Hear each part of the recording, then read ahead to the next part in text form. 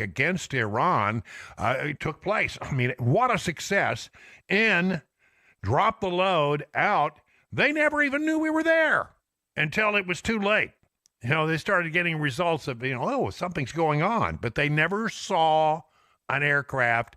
And to their knowledge, they say, not one shot was fired on the way in or the way out of Iran against U.S. aircraft. So here is General Dan Cade. Let's go through some of that, and then I'll stop in and have a little commentary as we go. At midnight Friday into Saturday morning, a large B-2 strike package comprised of bombers launched from the continental United States. As part of a plan to maintain tactical surprise, part of the package proceeded to the west and into the Pacific as a decoy, a deception effort known only to an extremely small number of planners and key leaders here in Washington and in Tampa. Let me talk about that for just a moment, because that was really a brilliant move. So, you've got these B-2 aircraft based out of Missouri. And they basically fly anywhere around the world. That's the whole idea, but they're based out of Missouri. So instead of heading east, which would have been the shorter route to the region, a certain number of them started doing what they use their transponders. They're squawking, as they say. They were squawking so that they could be seen on radar. And the ones that were squawking went west. But there were others in the package that weren't squawking, and they were going east. And when the aircraft got out over the Pacific, the one that was headed west, that was the decoy, they got out over the Pacific Ocean and they turned off their transponders. Now we don't know where any of them are, right? I mean, we know that we saw some leave and they went to the Pacific Ocean, but the real package, the package that was going to deliver the armaments against Iran, were actually headed east, and they never turned on their transponders. Pretty brilliant, actually. And so it was really hard to know, where are these guys? As far as we knew, we had B-2s going to Diego Garcia, not into Iran. He continues. The main strike package, comprised of 7 B-2 Spirit bombers, each with 2 crew members, proceeded quietly to the east with minimal communications. Mm-hmm. Once over land, the B-2s linked up with escort and support aircraft in a complex, tightly timed maneuver requiring exact synchronization across multiple platforms in a narrow piece of airspace. At approximately 5 p.m. Eastern Standard Time last night, and just prior to the strike package entering Iran, a U.S. submarine in the Central Command Area of Responsibility launched more than 24 Tomahawk land attack cruise missiles against key surface infrastructure targets at Esfahan. Now, we got a lot of people in the region. We got 40,000 troops and sailors, and we got strike groups out there. We got all kinds of assets in the region. But we have these submarines that, as I understand it, were once nuclear subs. They've been remanufactured and reworked so that they can fire Tomahawk cruise missiles, and that's their primary goal. When you're out there with a strike group, most people don't know this. You got aircraft carriers that came over. The USS Ford, the USS Nimitz. They're all in the region. Carl Vinson is in the region. And you say, oh, that's a big aircraft carrier. We don't think about the fact that there is a package of ships that go with each of the aircraft carriers. So you've got these other ships that are out there, the missile cruisers and frigates and all kinds of things. And each strike group has submarines that are attached to it, attack submarines. And that's what was used to launch these missiles.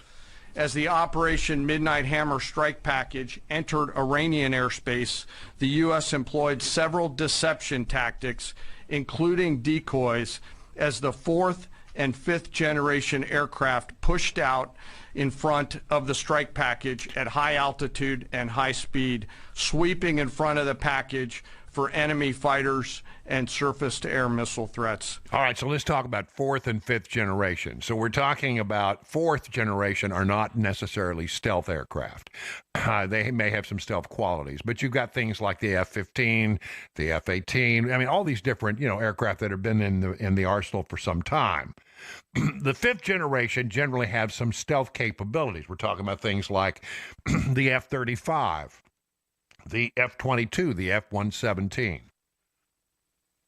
All of these aircraft, I mean, we don't know which of them, they did not say, or at least I don't have any information on exactly which one, but stealth aircraft apparently involved. That would be fifth generation.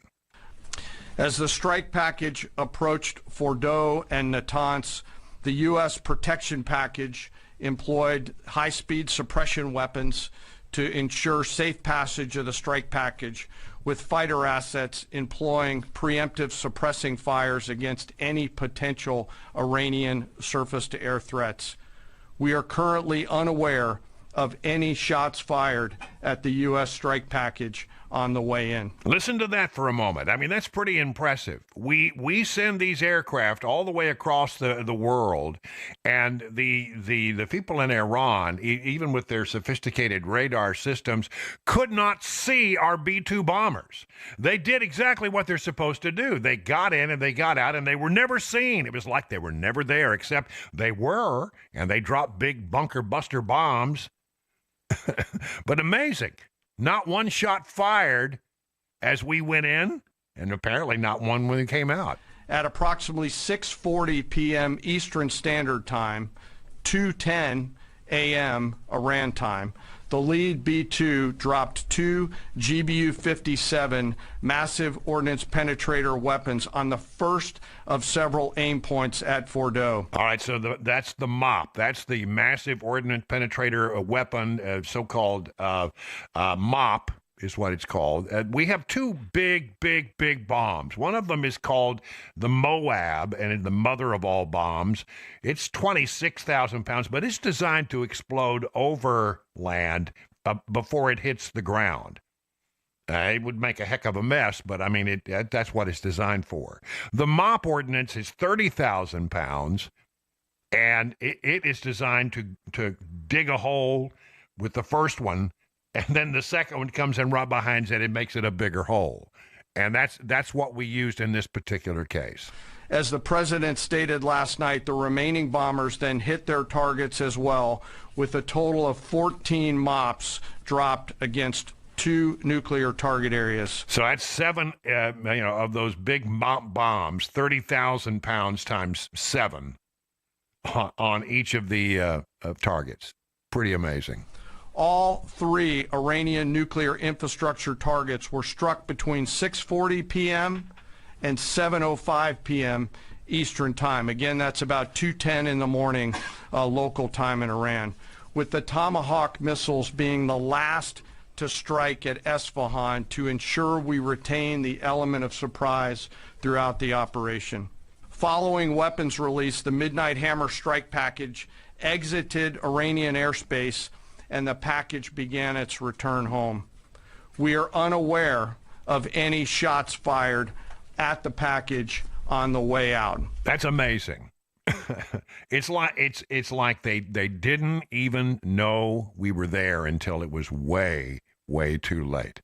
Pete Hegseth, Secretary of Defense, says historic. I want to recognize the pilots who flew those bombers, who flew those fighters, who flew those refuelers. Warriors. I want to recognize the sailors on those destroyers, in those subs, on those carriers. Warriors. All of them.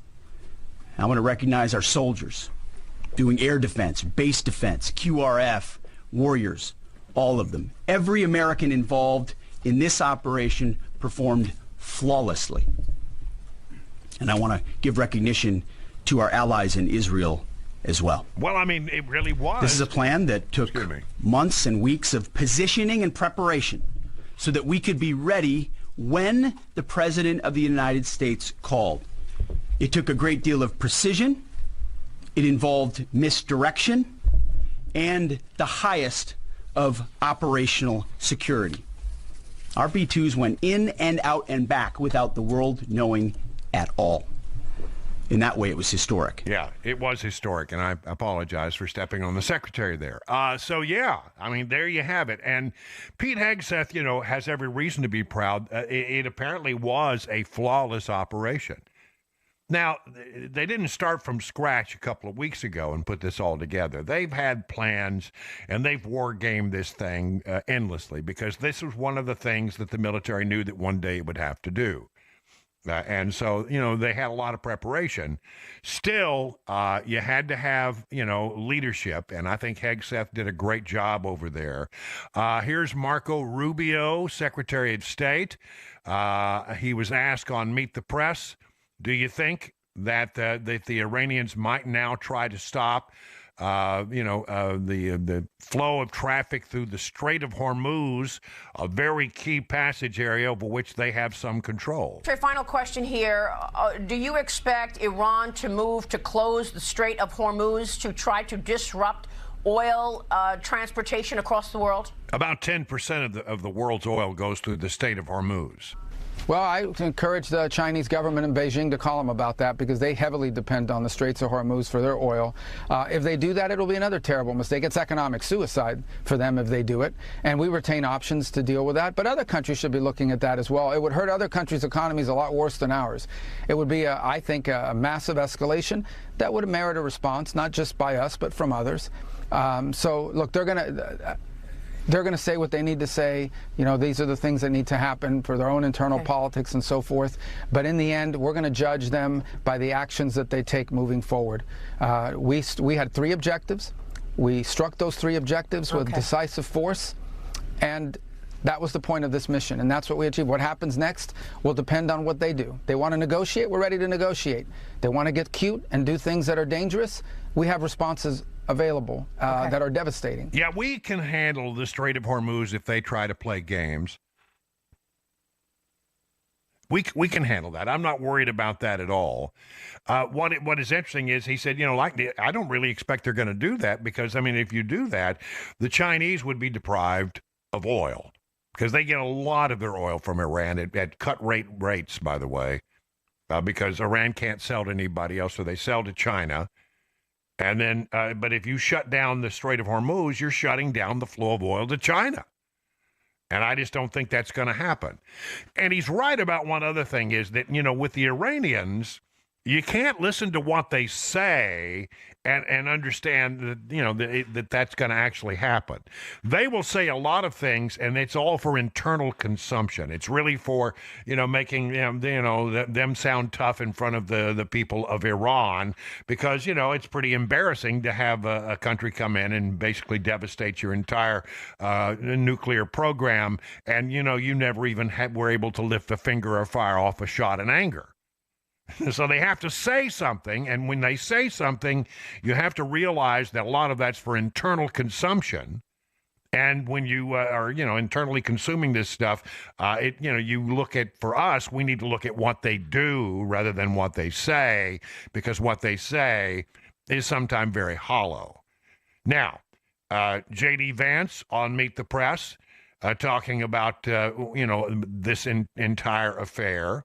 And then Tom Cotton, Senator Tom Cotton, very smart guy, chairman of the Senate Intelligence Committee, tells us what we should be thinking about next, what we should be worried about. And we'll get to that coming up right after the break. It is 20 minutes past the hour of 9 o'clock. This is the Chris Ann Show. Brian Wilson filling in all this week. You're listening to Super Talk 99.7 WTN.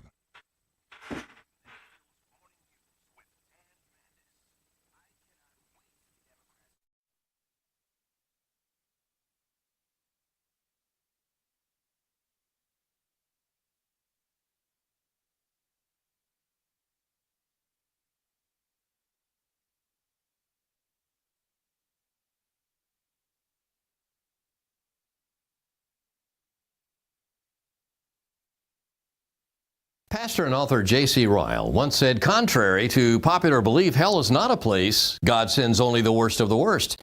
Hell is our default destination. What that means is we need someone to save us, or we stand before God condemned to hell. But we cannot save ourselves. Only God can do that. Ephesians 2:8-9 says, for by grace you have been saved through faith, that not of yourselves, it is the gift of God, not as a result of works, so that no one may boast.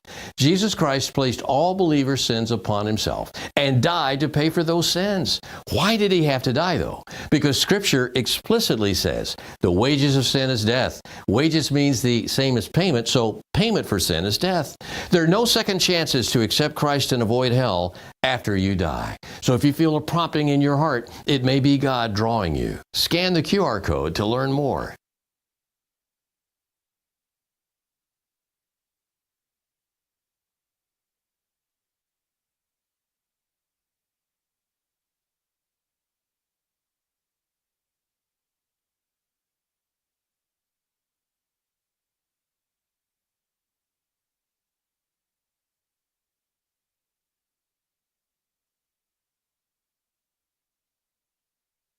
Jesus came to earth the first time to save the world. The next time he comes will be to condemn the world and those who have refused to accept him as their Lord and Savior. Christians are co-heirs with Christ and possess full rights as sons and inherit salvation, eternal life, the earth, the kingdom of God, and all things. If you're not a Christian and have wondered about eternal life, God may be drawing you. Accept Jesus Christ as your Lord and Savior, for only God can save you. No matter what I've No ever matter done. what I've ever done. No matter what I've ever done. No matter what you've ever done. But what about? No matter what you've ever done. Even if? You are no longer condemned, no matter what you have ever done. Non-cancelable, guaranteed reservation in heaven when you accept Jesus Christ as your Lord and Savior. Learn how now.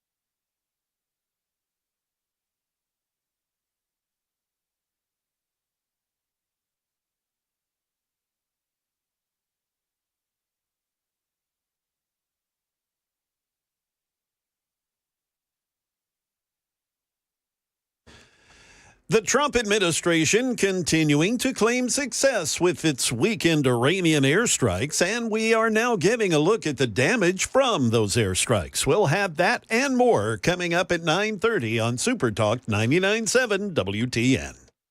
Harper will have the news at the bottom of the hour. I'm Brian Wilson in for Chris Hand, talking about the events of the weekend, of course, the big news. We got involved, took out a lot of nuclear facilities around the country of Iran.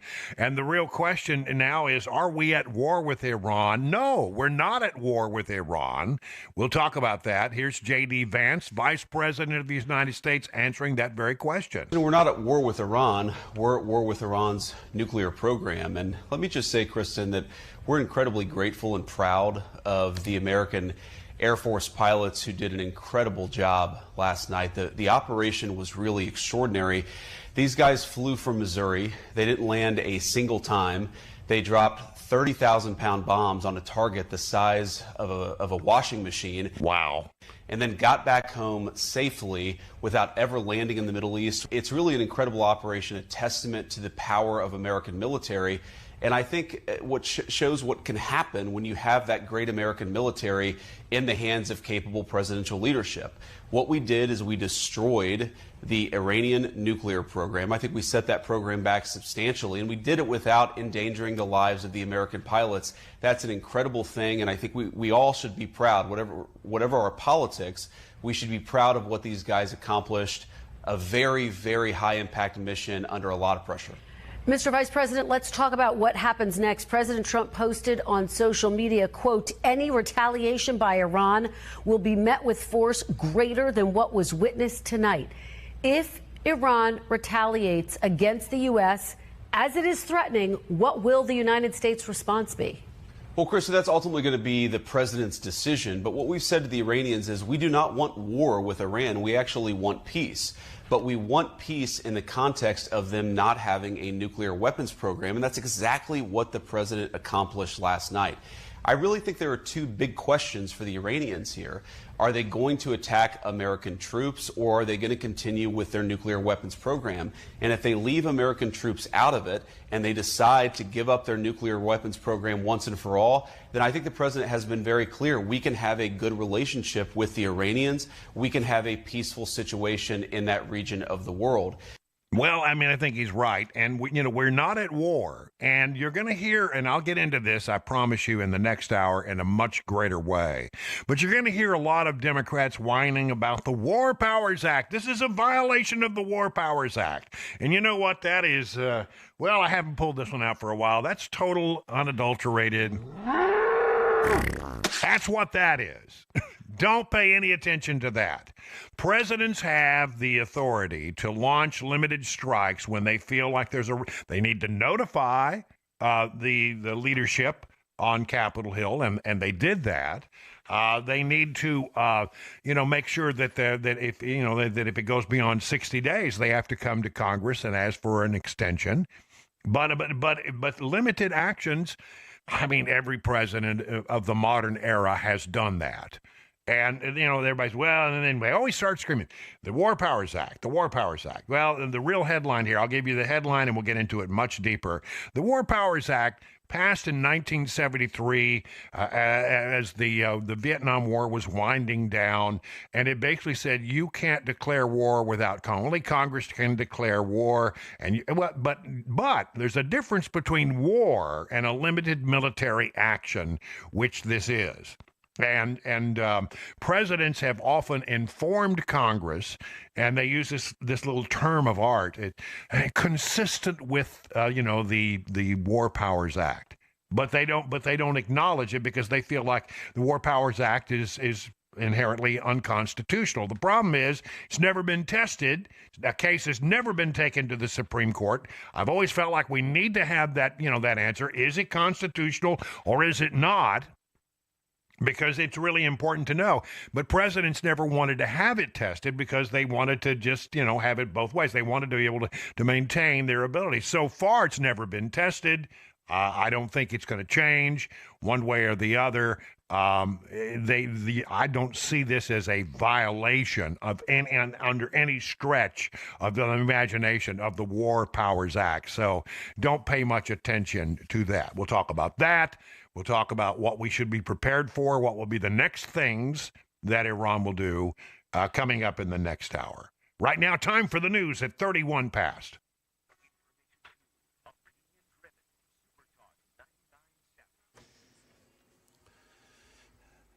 Good morning. It is 31 minutes past 9 a.m. I'm Jay Harper with your top stories, a weather forecast, and it's a hot one. It's coming up. The Trump administration calling the weekend strikes on 3 nuclear sites in Iran a success.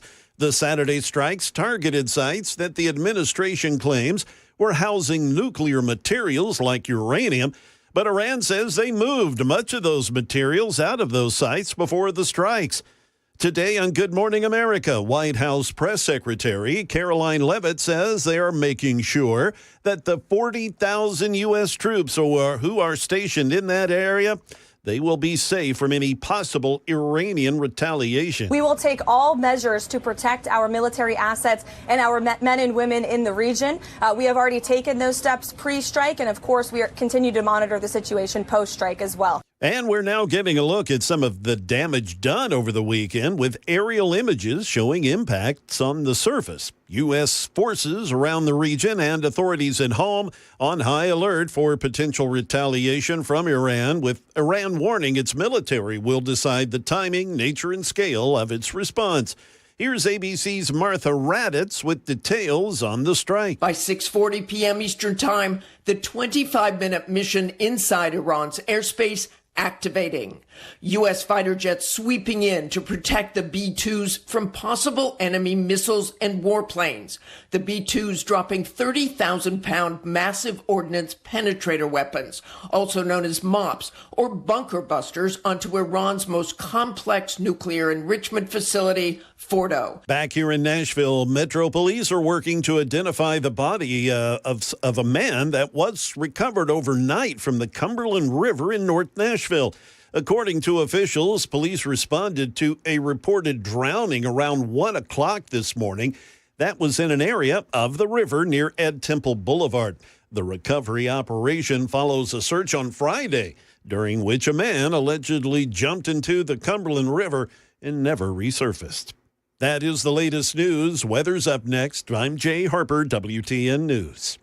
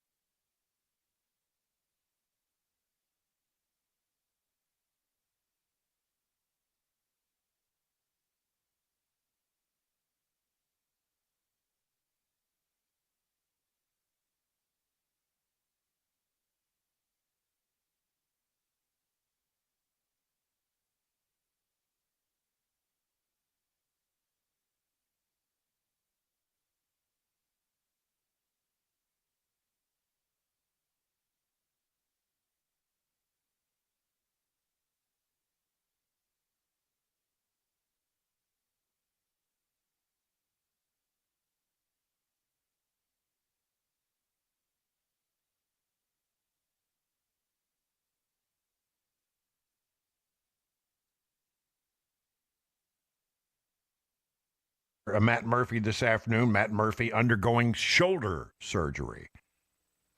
He's got a bad left wing. I'm going to try to get that all fixed. So this week I will be in, and he will be in, and Matt will be recuperating.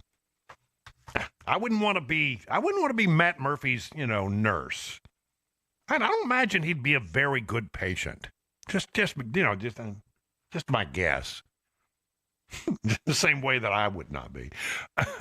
Well, we wish him well, and we'll keep you up to date on all that. I've been talking a lot about what happened over the weekend with regard to the United States strike against Iran.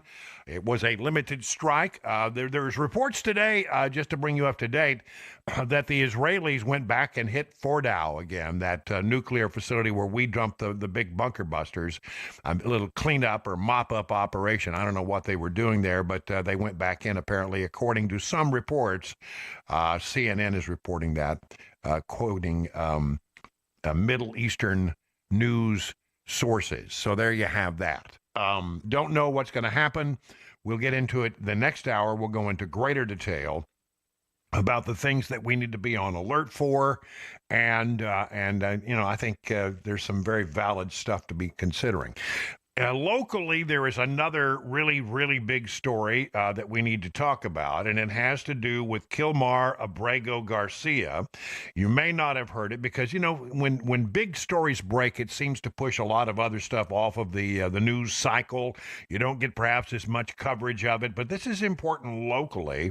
Kilmar Abrego Garcia's case is, of course, under being adjudicated right now, and his attorneys have come in, his very high-dollar attorneys, this is the same law firm, by the way, that received $7 million from a Reid Hoffman nonprofit to fund the E. Jean Carroll lawsuit against President Trump. Now this same law firm is representing Kilmar Abrego Garcia, and you can assume they have the funding they need to go forward. Isn't that interesting? Who's out there supporting this guy? The same people who brought the lawsuit, the E. Jean Carroll lawsuit against President Trump.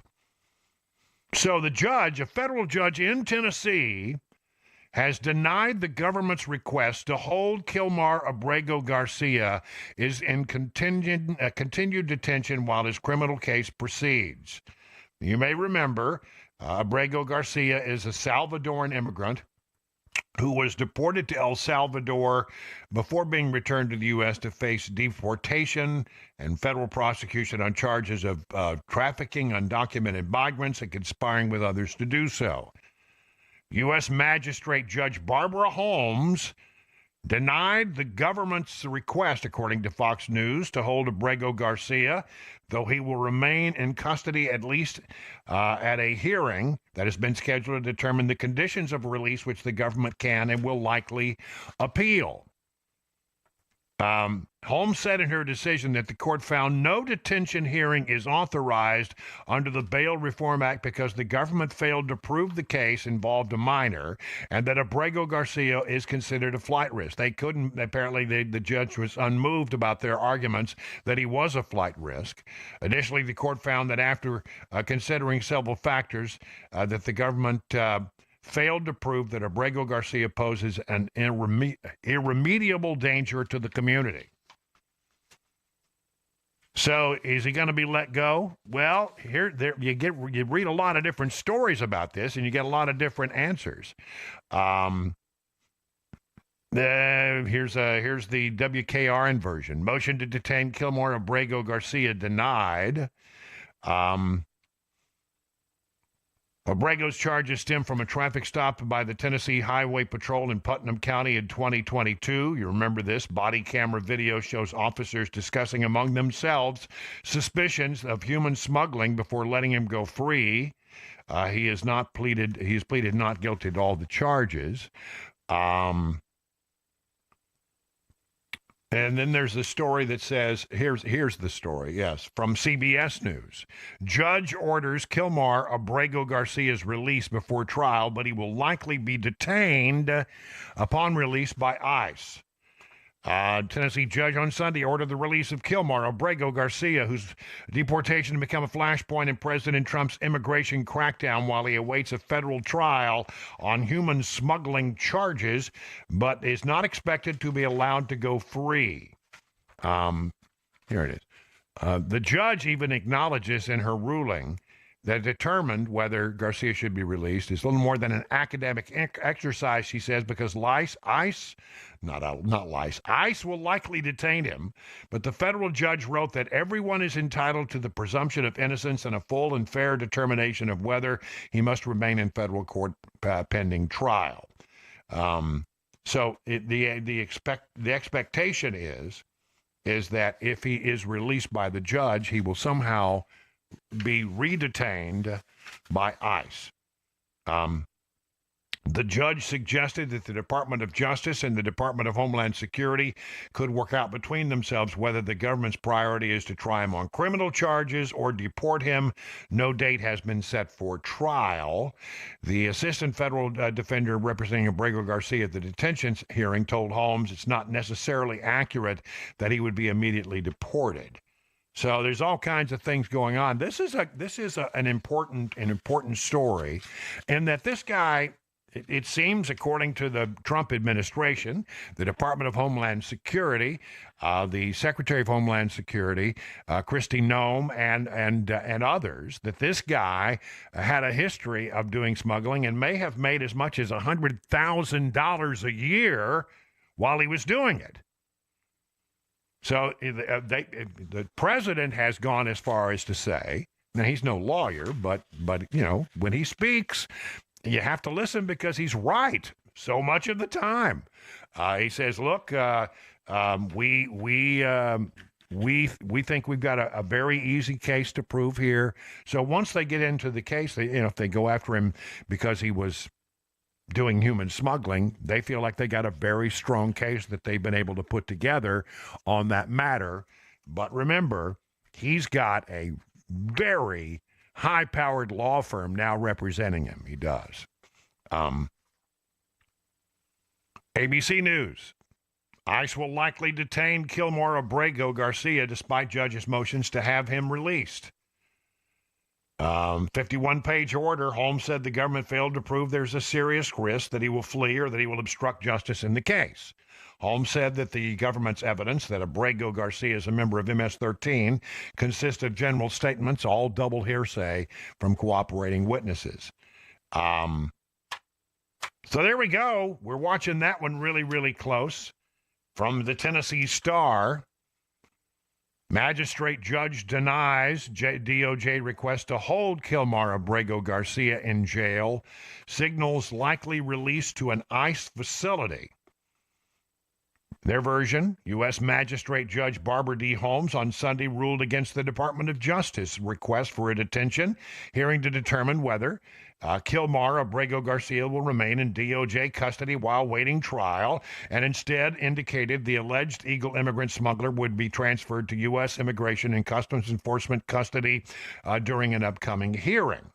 So, Holmes pointed to Abrego Garcia's lack of criminal history and family ties to Maryland, but ostensibly did not consider the 2019 arrest when he was allegedly in the presence of known gang members, which preceded his final order of deportation. The order contained a withholding of removal prohibiting Abrego Garcia from being deported to one of two nations, either Guatemala or El Salvador, and Abrego Garcia alleged his March deportation violated that order. Okay, so there we have it. We have Kilmar Abrego Garcia before a judge this weekend announcing that he should be released, but I don't know how it's going to be managed. But the general sense of the reporting that I read on this is once he is released by the judge, he'll be detained by ICE, and how that will all work is a little bit fuzzy at this point, but apparently they have a plan. That's a plan. I'm telling you, this is going to be an interesting case to watch. And isn't it interesting that the Democrats have just glommed onto this guy? He's not a good guy. He's a bad hombre. Well, it's about the rule of law. Well, the rule of law was violated the moment he came to this country illegally. And so, you've got to give the administration the ability to fix that which was done illegally. This is the thing that I think we're going to see the big fight over. So far, when you get these cases high enough up to the appeals court or to, in some cases, the Supreme Court, it seems like that most of these rulings are going in the favor of the Trump administration. But a fight is going to be had. And why in the world, if you're a Democrat, would you want to glom on to this guy?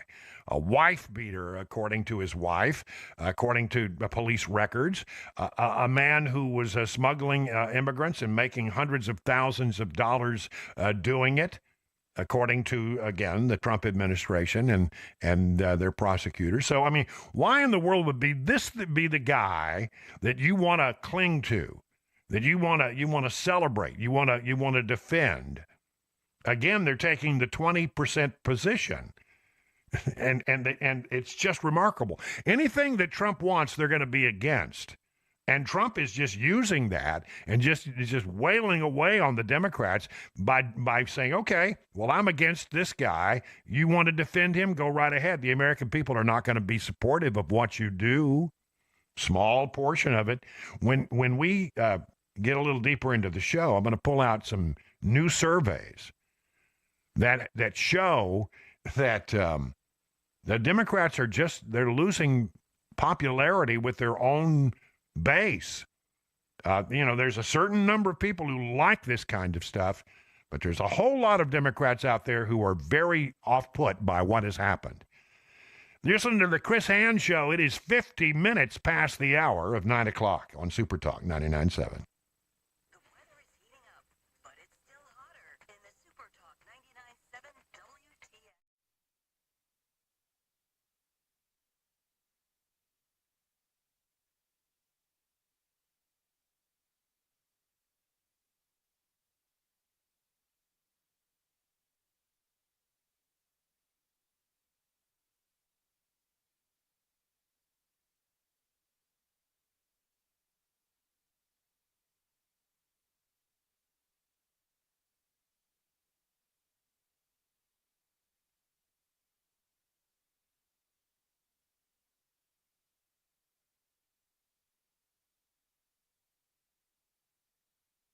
Have you ever heard someone say, I used to be a Christian, but not anymore. After all I've been through, God wasn't there for me. Here's what the Apostle John said in the early church about false teachers in 1 John 2:19, about those who leave the Christian community. They went out from us, but they were not really of us. For if they had been of us, they would have remained with us. But they went out so that it would be shown that they all are not of us. Essentially, the Word of God is teaching what the true spiritual condition really is of those who walk away from their faith, that they never had true faith in the first place. Their true spiritual status is that of a false Christian. And when I say spiritual status, I mean Christ-like status. People who think they are Christians, thinking they are saved, but actually aren't, either believe in a false gospel or were false converts who never intended to follow God's prompting to accept Christ. There's no such thing as a used-to-be Christian.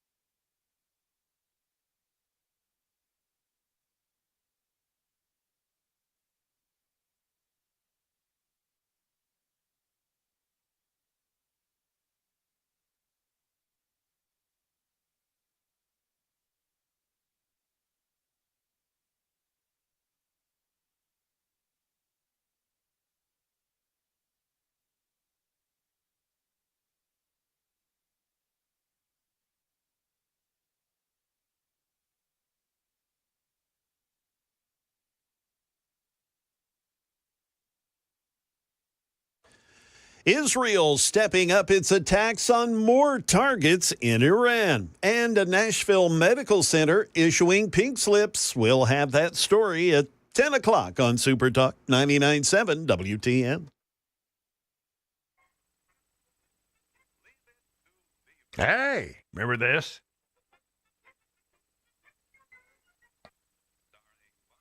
Barbara Billingsley. Jerry Mathers as the Beaver. Man, I mean, I don't know about you, and this show was on long before I was a kid, but it was in syndication for many, many, many years. And, you know, I think many American kids came home after school and turned on the TV, and there was Leave It to Beaver. And we watched it for years and years and years. I've got it on DVD, Brian. Wow. Well, Jerry Mathers, the Beav, is now 77 years old. And he said it's hard to believe that we started that almost 70 years ago when he was 7. So, you know, he got together with a reunion with all the big names from that show have all passed away. Tony Dow is dead. He played his brother. Let's see, Ken Osmond, who was, what was his character's name? You remember this, don't you? Eddie Haskell. Eddie Haskell. Yeah. Hello, Mrs. Weaver. Yeah. So anyway, he passed away. Beau Beaumont years ago. Barbara Billingsley years ago. But they got together some of the minor characters who also appeared on the show and had a big reunion. Signed a bunch of stuff here. Unbelievable. Now I have my own Jerry Mathers story. I never met him, but one day I had been hired to be an anchorman, a TV anchorman in my hometown of Odessa. And I was back and just taken the job and was, you know, before I went to Washington, D.C. or any of that. And I went into the news director's office and she had tapes in the corner of her office, these big 3/4-inch tapes that were stacked from floor almost to ceiling. And I said, what are all those? And she said, these were the people that we looked at before we hired you. And I said, well, I'd like to see who my competition was, you know. So I started going through these tapes, about 5 or 6 of them in. There was one, I kid you not, from Jerry Mathers, who apparently at some point thought about becoming a newscaster. And so I beat out Jerry Mathers. And I told her, I said, you made a huge mistake. You should have hired him. I mean, because I guarantee you, everybody in the world would have tuned in to watch. And, you know, you could have done it. You know, we have Skip Baldwin Sports and Jerry Mathers as the anchor. You know, Brian, I have interviewed Jerry Mathers when I was in radio in Charleston, South Carolina. And I've actually met him at a Comic-Con that was in Gallatin here a couple of years ago. And at that time, Tony Dow was with him at the time. And, of course, as you mentioned, sadly, Tony Dow has passed. Yeah. But, it was a cool moment to meet the Beav. Yeah, the Leave It to Beaver. Still kicking out there at 77 years. I mean, I thought he would have been a little older. You know, I mean, actually, I'm surprised he's only 77. You know, and he's one of those child stars that has not disowned, if you will, his childhood stardom. So many of them, you know, kind of resent all of that, but he has embraced it and, you know, continues to still communicate with fans and is happy to do so. I didn't know this, but apparently after he left his job as, you know, and went back to a more regular life, he did eventually enroll in the National Guard and serve for 6 years. Yep. So, how about that? Leave It to Beaver. Jerry Mathers, 77, still kicking. Time for the news now with Jay Harper at 10 o'clock.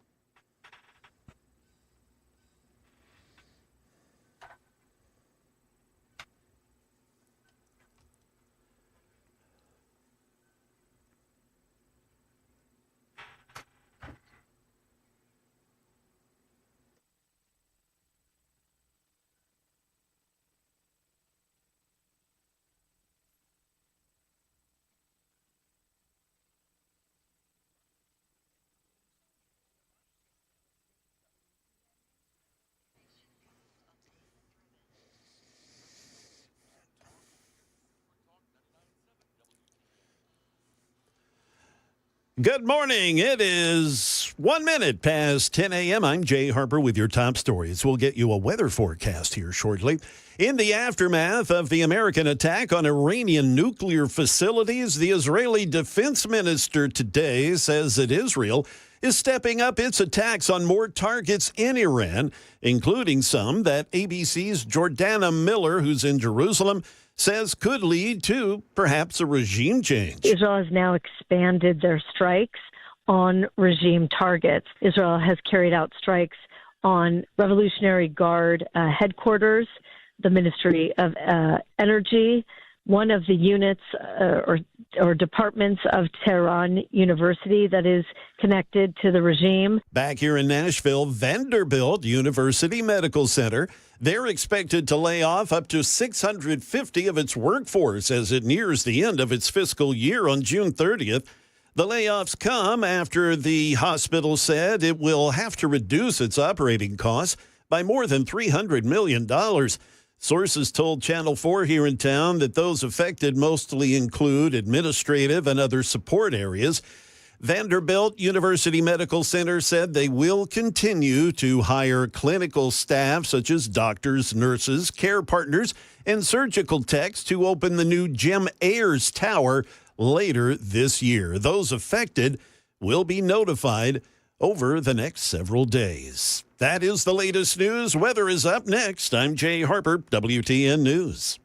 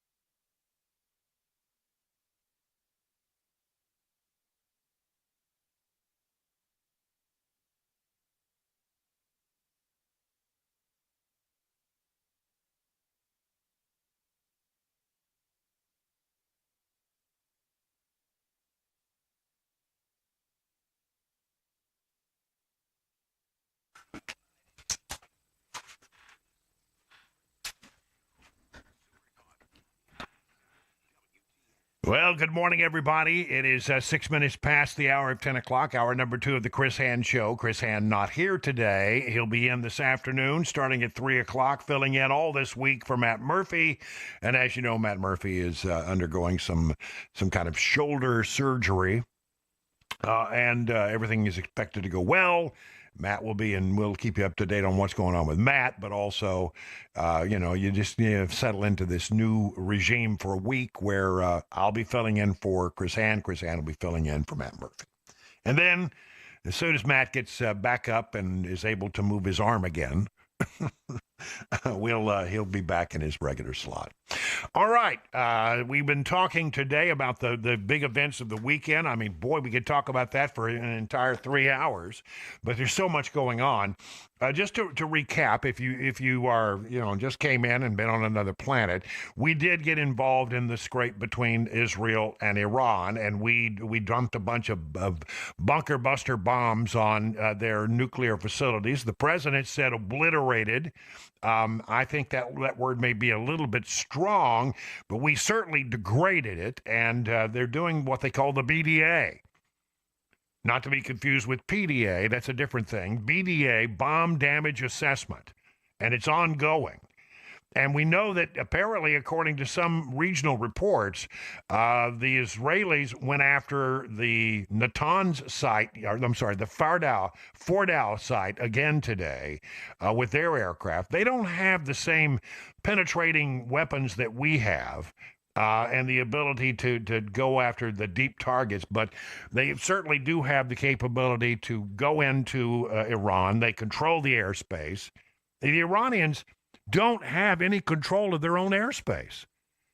They just don't. They're a paper tiger.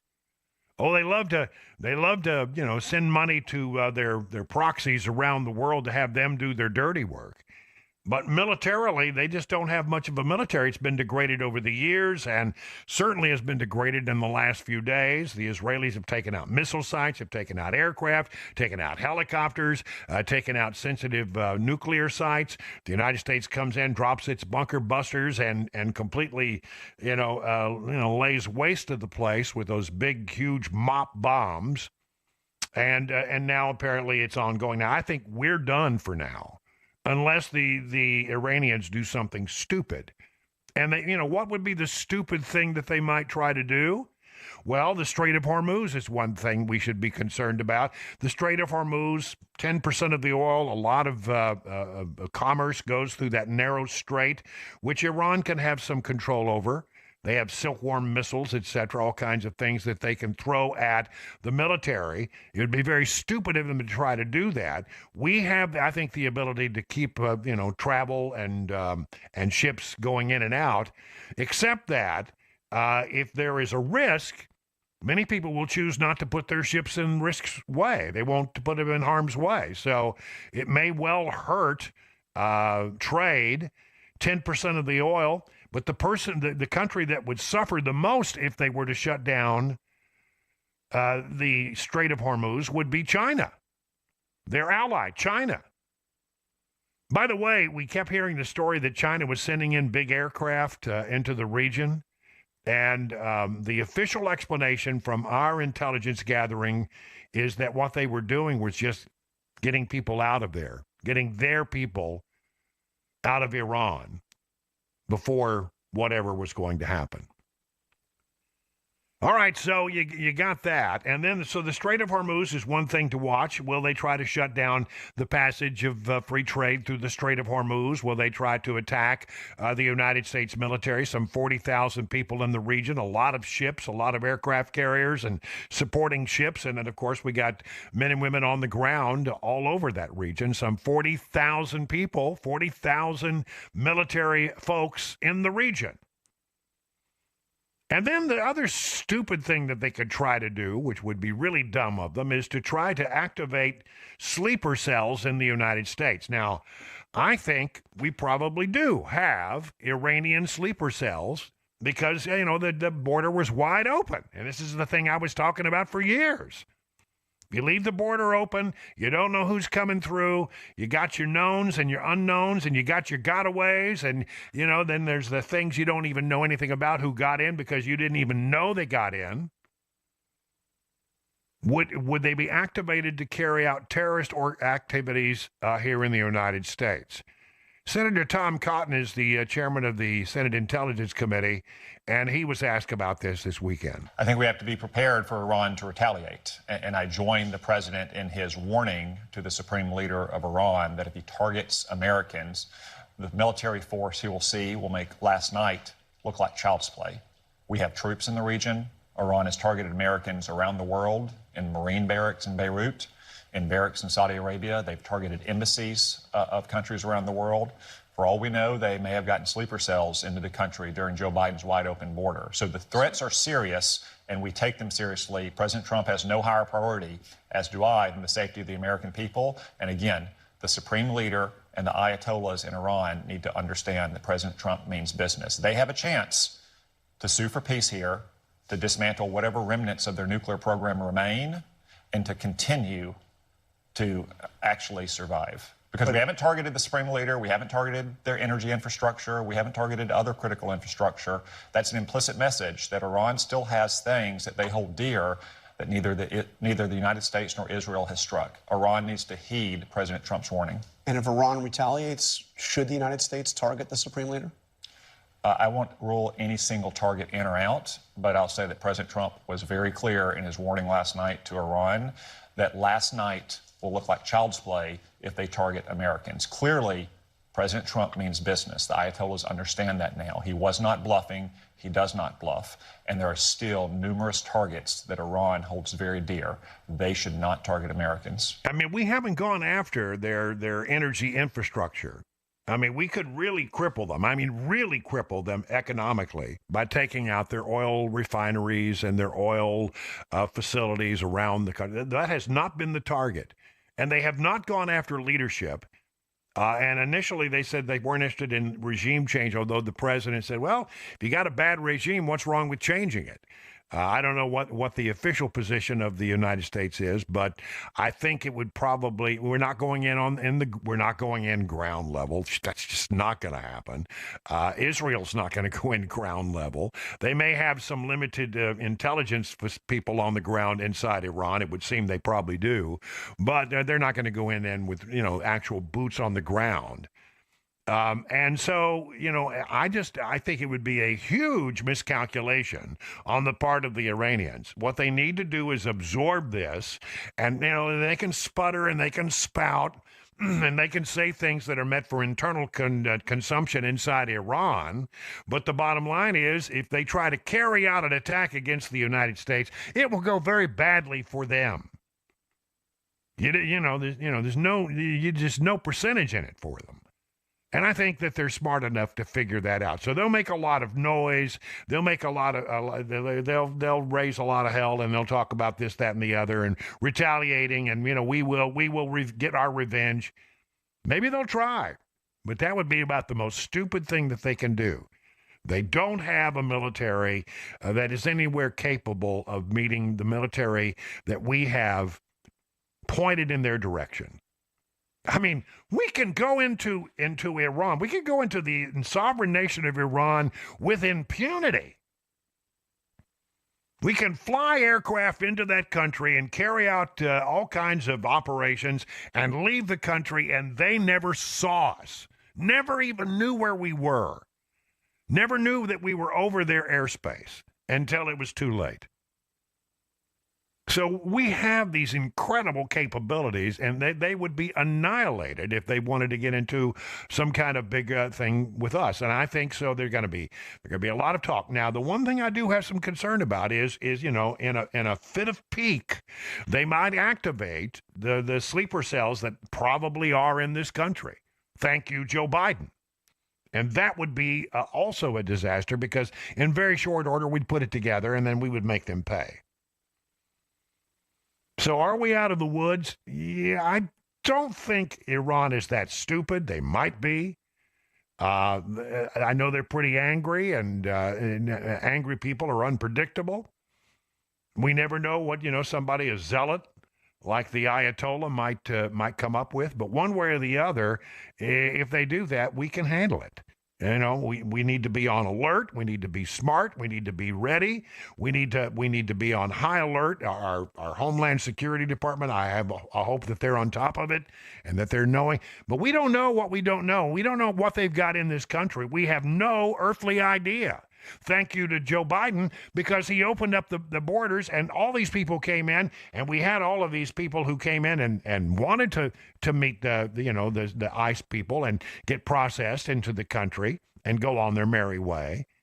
But there were always a certain number that the coyotes would bring in later in the day, that, quite frankly, we don't know anything about. We couldn't get to them.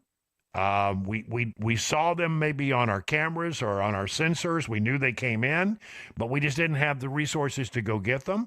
And then there's a whole nother category, I think, of people that we don't know anything about, who got in and we didn't even know that they got in. We never saw them. We never sensed them. So, I mean, there are people in this country who are not out to, look out for the best interest of the United States, who could really cause, some kind of terrorist action in this country. I think the other thing that we really have got to be concerned about is we need to be very vigilant about our cybersecurity.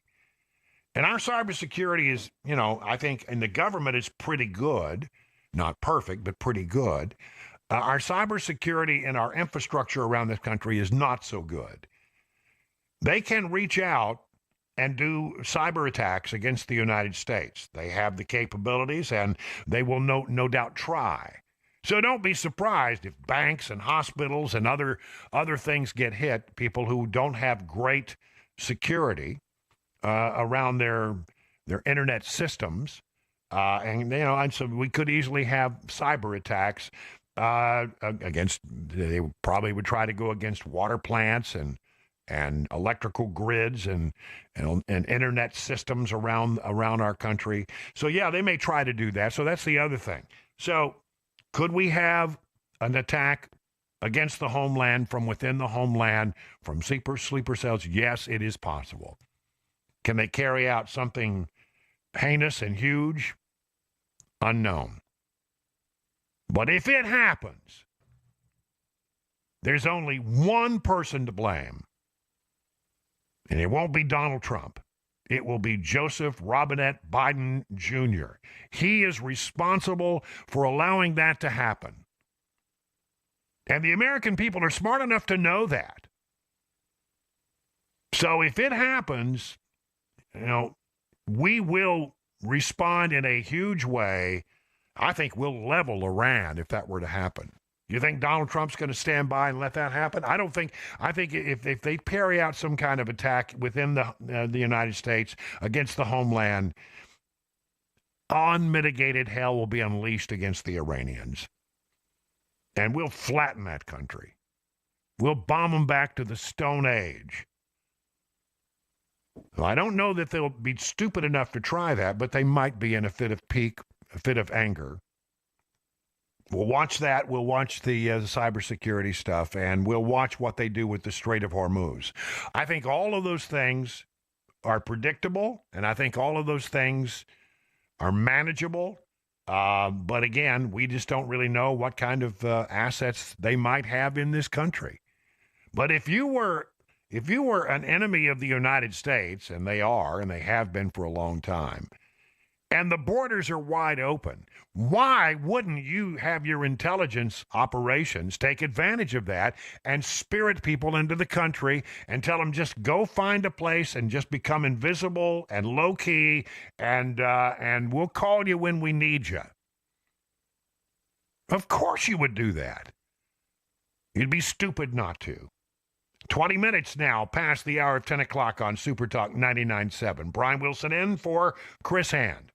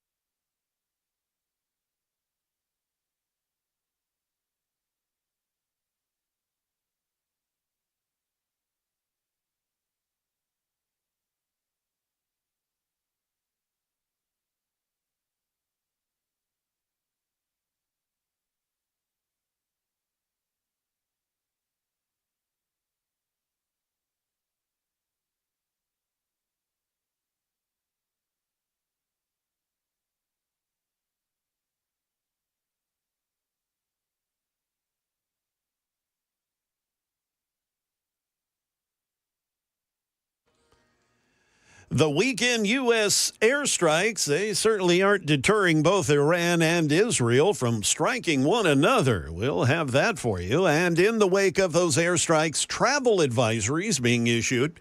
We'll have all of that coming up at the bottom of the hour on Super Talk 99.7 WTN. To that point, I found an interesting story in thehill.com. Threat of sleeper cells in the U.S. has never been higher, according to the CBP, the Customs and Border Protection folks. Memo sent Saturday from CBP Commissioner Rodney Scott, obtained by the Hill's sister network News Nation, said thousands of Iranian nationals have been documented entering the United States illegally, and countless more were likely in the known and unknown gotaways. Though we have not received any specific credible threats to share with you, all currently, the threat of sleeper cells or sympathizers acting on their own behalf or at the behest of Iran has never been higher. News Nation correspondent Rich McHugh said Friday on the network that experts that they've talked to said that they should join the U.S., that should the U.S. join these strikes against Iran, they may try to activate the sleeper cells in the U.S. and in the West. Could be against other, military operations around the world. On Sunday, retired General Frank McKenzie, the former commander of U.S. Central Command, said he believed U.S. troops in Iraq and Syria were certainly vulnerable to retaliatory attacks by Iran. So when you hear the President of the United States say, oh, yeah, you can try that if you want to, it's not going to work out too well for you, I think you need to understand that he's dead serious about that. But we are under some threat here. Joe Biden left the back door to our country wide open, and people took advantage of it, and intelligence services took advantage of it, and why not? Anybody could have seen what they were going to do. I mean, we would have done the same thing. If a country had decided, come on in, and they were just waving people across the river, we would have taken advantage. We would have put people in there. It's just the way the intelligence organizations work. They're going to take advantage of vulnerabilities, and that was a vulnerability. We were wide open, and a lot of people came across who had not our best interest at heart. So this is a real concern and something to watch in the days ahead. And again, if it happens, the one thing that I have absolute confidence in is that President Trump will literally go in there and level that country. It will be bad. And so far, again, the truth of the matter is a lot of their economic structures are still in place. The only thing really that they went after were military targets. They wanted to degrade the ability of Iran to create a nuclear weapon. Iran having a nuclear weapon is something that can never happen. It just cannot happen. It would be too much of a risk. It would destabilize the entire region. We were going to stop it one way or the other. The Israelis started it. We went in and hopefully finished their nuclear program. We'll see. Waiting on the bomb damage assessments, but I think we did a pretty good job. Some of the pictures that I've seen, the satellite photos, seem to suggest a great deal of damage has been done. And if we need to go back in and drop another couple of big bunker busters, we can certainly do that with impunity. We could go right in and get right out, and they'll never even know that we were there until they hear the explosions. So, yeah. If you want to shut down the Strait of Hormuz, Ayatollah, apparently there was a vote in the Iranian parliament, which is sort of it's sort of a toothless legislative body, but they voted to close the Strait of Hormuz. Okay, give that a shot, see how that works out for you. We have so many ships in the region. Are they at risk? Yeah, they're at some risk. But do we have the ability to keep that lane open? I think we do. The question will be, will other companies that use that lane to bring oil and other products through the Strait of Hormuz, will they be willing to take the risk? That's the question. We'll watch that very closely, and we'll keep an eye out and keep an ear open for things that are happening in the United States.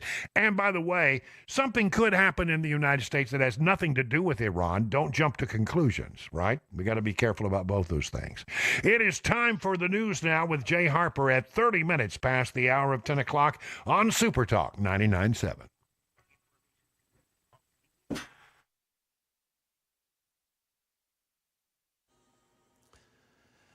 Good morning. It is 10:30. I'm Jay Harper in for Joan Jones. She'll be back in the morning. I've got your top stories and a weather forecast. The Trump administration calling the weekend strikes on 3 nuclear sites in Iran a success. The Saturday strikes targeted sites that the administration claims were housing nuclear materials like uranium, but Iran says they moved a lot of that stuff out of those sites before the strikes hit. More from ABC's Ian Pennell. He's in Tel Aviv, and he says the U.S. strikes certainly aren't deterring both Iran and Israel from shooting at one another. Ayatollah Ali Khamenei, who's the supreme leader of Iran, finally appearing, at least online, posting on X that Israel would be punished for what happened, but he didn't even make mention of the United States. We have seen repeated Iranian missile strikes here in Israel, many of them landing here in Tel Aviv. The U.S. State Department, they've updated its travel advisories for international destinations, warning travelers to review the latest guidance before flying abroad. While Nashville International Airport remains unaffected, some international airports are now tied to elevated security concerns. The updated guidance comes as global tensions and security concerns continue to impact international travel. Officials encourage travelers to check the State Department's travel advisory website before booking or boarding international flights. And back here in Nashville, a 68-year-old man's been arrested and charged with arson after allegedly setting a dumpster on fire in downtown Nashville's Arcade Alley, telling authorities he did it to protest what he described as the mayor's lack of help for the homeless. Carl Joseph Blahnik, he was booked into the downtown detention center. This happened about 1 o'clock in the morning on Saturday. He's facing a felony count of arson, and he's being held on a $20,000 bond. That is the latest news. Weather's next. I'm Jay Harper, WTN News.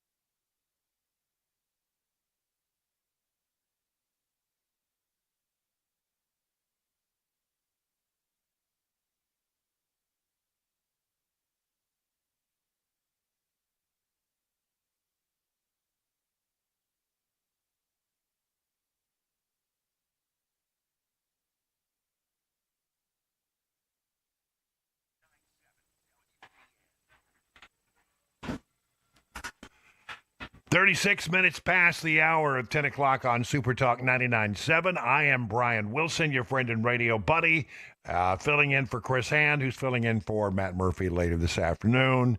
And Matt Murphy is, if you have not heard, is undergoing a little shoulder surgery and needs to get that taken care of, and we wish him well on that. Holding a good thought for Matt as he goes through that process and that procedure. But it takes a little while for him to heal up before he can come back. So I'm going to be doing Chris's show all this week, and Chris is going to be doing Matt's show, as I understand it, all this week. So there you have that. Happy to be here. It's when things started to pop this weekend, I said, well, at least I'll have something to talk about. There's no doubt about that. People have asked me, what have you been doing? And, now that you've sort of semi-retired, and I took a trip down to Texas in my little Class B motorhome, me and the Bulldog. He's a good travel companion. And went down to see friends that I went to high school with. And my best friend in the whole world is a guy named David, lives in Houston. So I went down to Houston, and then on the way back, stopped and had some amazing Cajun food in Louisiana, and then got back here, 4-day trip, 2 days down, 2 days back. So I've been doing a little bit of traveling.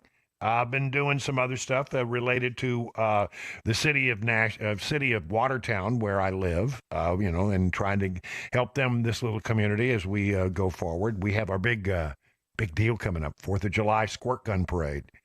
If you've never been to the 4th of July Squirt Gun Parade in Watertown, you haven't lived.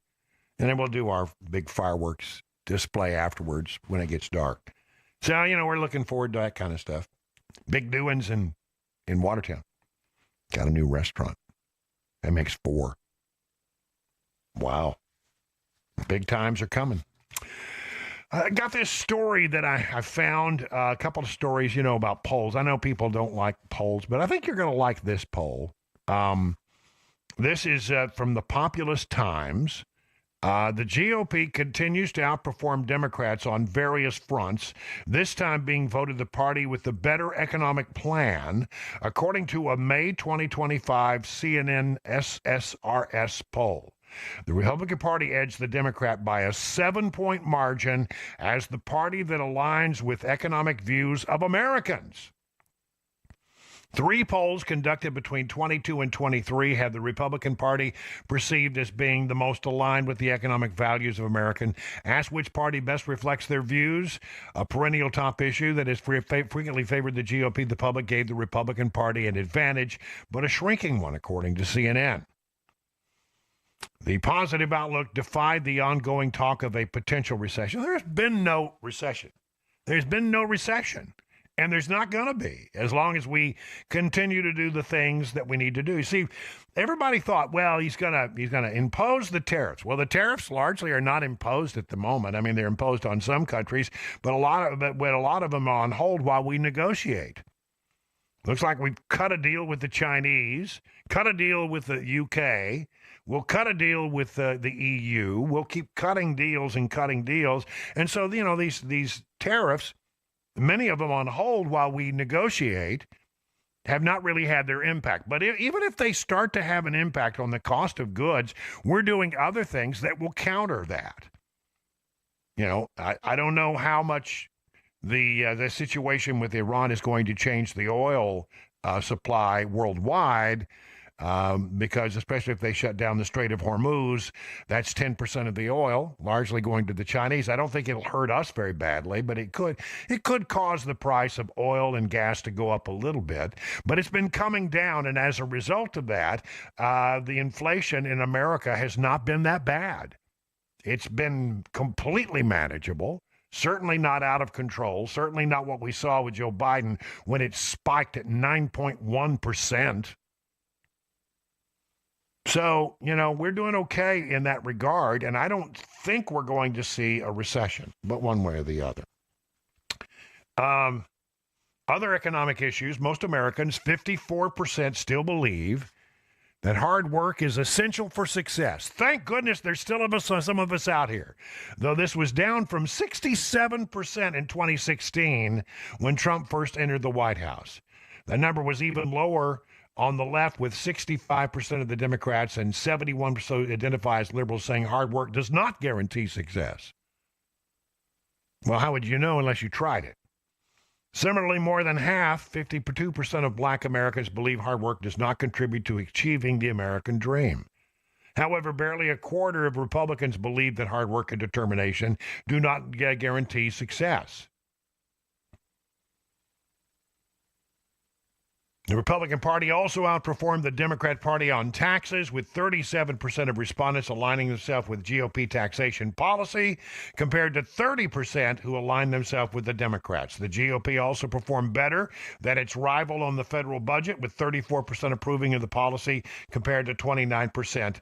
So we're winning in those regards. Shock poll, this is another story, PJ Media, 47% of Democrats are now demanding a third party. Yeah. This story came out of Newsweek. Almost half of Democrats say a third party is necessary. Quote, the Democrat Party has struggled with unpopularity and internal dissatisfaction since the sweeping defeat, facing pronounced ideological and generational divides, compounded by widespread voter frustration with congressional leaders and the party's overall direction. According to this latest poll, 47% of Democrats believe a third party is now, quote unquote, necessary. Potentially, this could leave the donkeys divided for the midterms and beyond. Forget trying to win over independents, moderates, or even conservatives. If they split, it's only a 50-50 shot they'll retain their own. If you're talking about 47% of Democrats think that a third party is now possible, will the Democrat Party split into a more liberal wing and a more moderate wing? Well, the one thing that I would tell you is that a party divided against itself cannot stand, the old Lincoln quote. I don't think it would be complete chaos. And you know what we should do? Nothing. Our side should just sit back and go, well, how about that? Isn't that interesting? We don't want to get involved. When your political enemy is in turmoil, do nothing. Stay out of the way. Keep your mouth shut. That's the way that should work. The article continues. The poll comes as voters' disapproval of Democrat members in Congress has increased since February, per a recent Q poll of 1,265 registered voters nationwide. 70% of participants say they disapprove of how Democrats are handling their jobs in Congress. I'm going to say that again. 70% of participants said they disapprove of how Democrats are handling their jobs in Congress, while 21% approve. Among Democrats, 53% disapprove. Get that again. 53% of Democrats disapprove of how Democrats are handling their job in Congress. So is AOC really the answer? Is Jasmine Crockett really the answer? I don't think so. A similar Q poll in February found that 68% of participants disapprove of congressional Democrats and 52% disapprove of congressional Republicans. Republicans are not that much better off, but at least a little better off. We don't have a very high opinion of anybody who serves in Congress, except our own congressman, our own congressperson, for some reason. The guy goes on to make an interesting point that if this were a private sector, if the Democrat Party were in the private sector, they would have already fired everybody and started over. The problem, as I see it, is looking at the Democrats right now, is they don't have anybody who really seems to be able, that they can coalesce around. A big, powerful figure who can become the leader of the party, because it's not Joe Biden, and it doesn't seem to be Barack Obama, Bill Clinton anymore. So who is out there that they can all coalesce around? Who could run? Gavin Newsom? That's the best you got? I don't think that's going to work out for them. So, and then you look on our side of the equation, and we got all kinds of people who could run. I mean, you got Marco Rubio as the Secretary of State. He could be president. J.D. Vance could be president, and I think a good one. Pete Hegseth, I think, could, if he continues to do well over at the Pentagon, he could become a political figure of some power. There's a lot of people within the Republican Party who are great leaders who can step in post-Trump and continue to go forward. But when you look at the Democrats, I got to tell you, I don't see it. I just don't see it. If politics were run like the private sector, numerous Democrat presidential hopefuls would have already exploited the gaping, wide-open PR opportunity. In the private sector, things move very quickly. That's because in the private sector, there are no off-the-clock executives at 5 p.m. Instead, victory belongs to whoever is proactive, aggressive, and ultra-opportunistic. The more competitive the industry, the more unusual it is for low-hanging fruit to rot on the vine.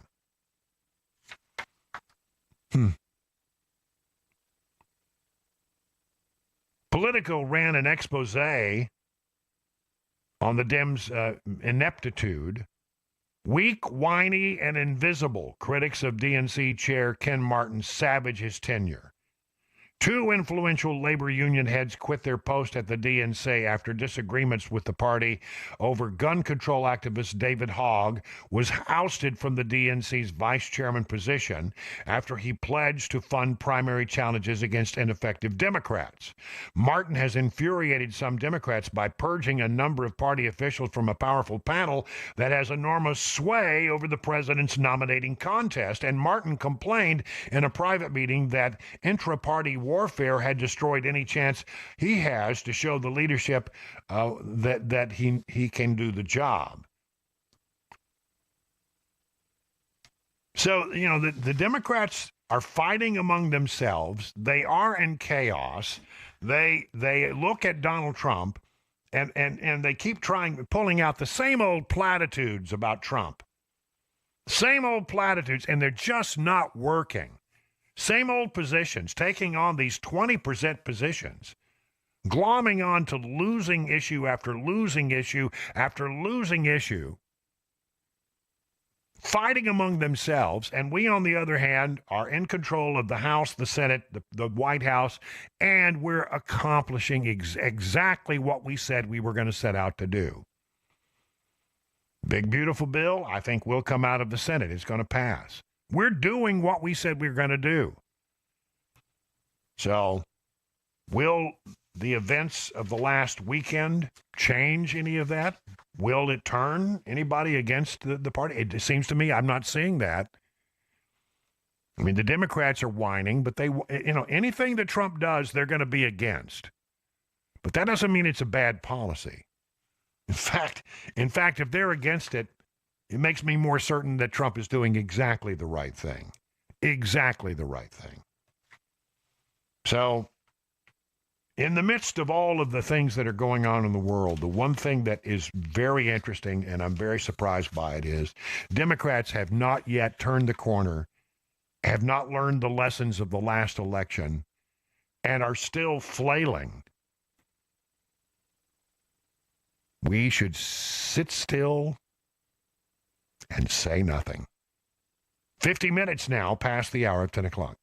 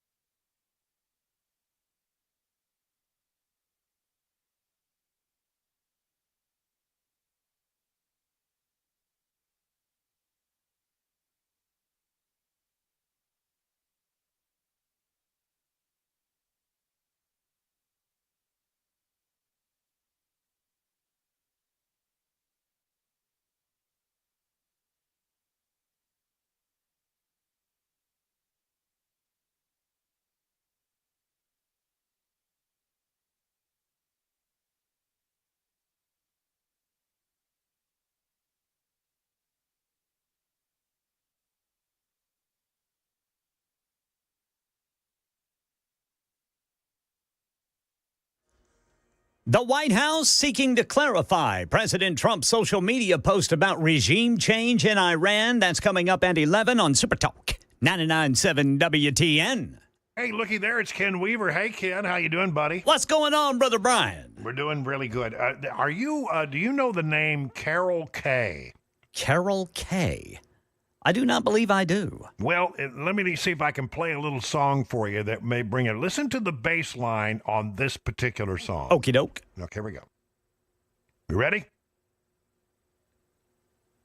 You know that song? Yes. The beat goes on? Yes. Listen to the bass line. That's Carol Kay. Well, I'll be. She was a part of the Wrecking Crew, the amazing studio musicians who backed up people like the Beach Boys, Barbra Streisand, Simon and Garfunkel. I mean, it goes on and on and on. She was the go-to bass player in L.A. for all of the 60s. Well, she's now 90 years old. All right. And they want to put her in the Rock and Roll Hall of Fame, and she has said no. Really? No. Yeah. Turning it down because it wasn't something that reflects the work that studio musicians do and did in the golden era of the 60s recording hits. She's fascinating. And by the way, I've seen videos because I'm weird like that. I look at these old musicians and I study them. Yeah. And she still does videos, and she until recently was still teaching the bass. Excellent. But here's something controversial. Uh-oh. Most bass players would look down their nose at one habit that Carol Kay, and I would say, if I were Carol Kay, I'd say, shut up. How many number one hits do you have? I got like 1,000 of them. Yeah. She plays the bass guitar with a pick. Interesting. And that is usually frowned on by most bass players. Yeah, it's usually just the bass guitar is picked, isn't it? But it's just not with a pick. With your finger. You're pulling. You get sort of a rounder sound at it. But when you use the plectrum, the pick, you give it a sort of a more percussive sound. And apparently she had this thing that she would do all the time. Interesting. Some people would, she'd meet people and she would talk. They would talk about the songs that she had recorded on. I mean, Good Vibrations, all the Beach Boys stuff. I mean, she was there. Glenn Campbell. I mean, she was there for all of that. And she would take out these picks. In fact, this is the very pick that I used on the Beach Boys sessions, and she would sell them the pick, but it really wasn't. People would buy these pick as, can I buy that from you? Sure. How much do you want to pay for it? But ain't one way or the other. She's a tremendous, replaced, right up there, I would say, with James Jamerson, who was, the Motown bassist who was so remarkable. We've got great bassists in these town, like Adam Nitty and Mark Fain, who carry on, but Carol Kay will not be, apparently, in the Rock and Roll Hall of Fame. She has said thank you, but no thank you. She played on an estimated 10,000 recordings. Yeah. I mean, talk about prolific. Wow. There are so many songs that Carol Kay played on. Interesting. Way to go, Brother Brian. Yeah, a little music history there for you. Yes, sir. Time for the news now with Ken Weaver at 11 o'clock.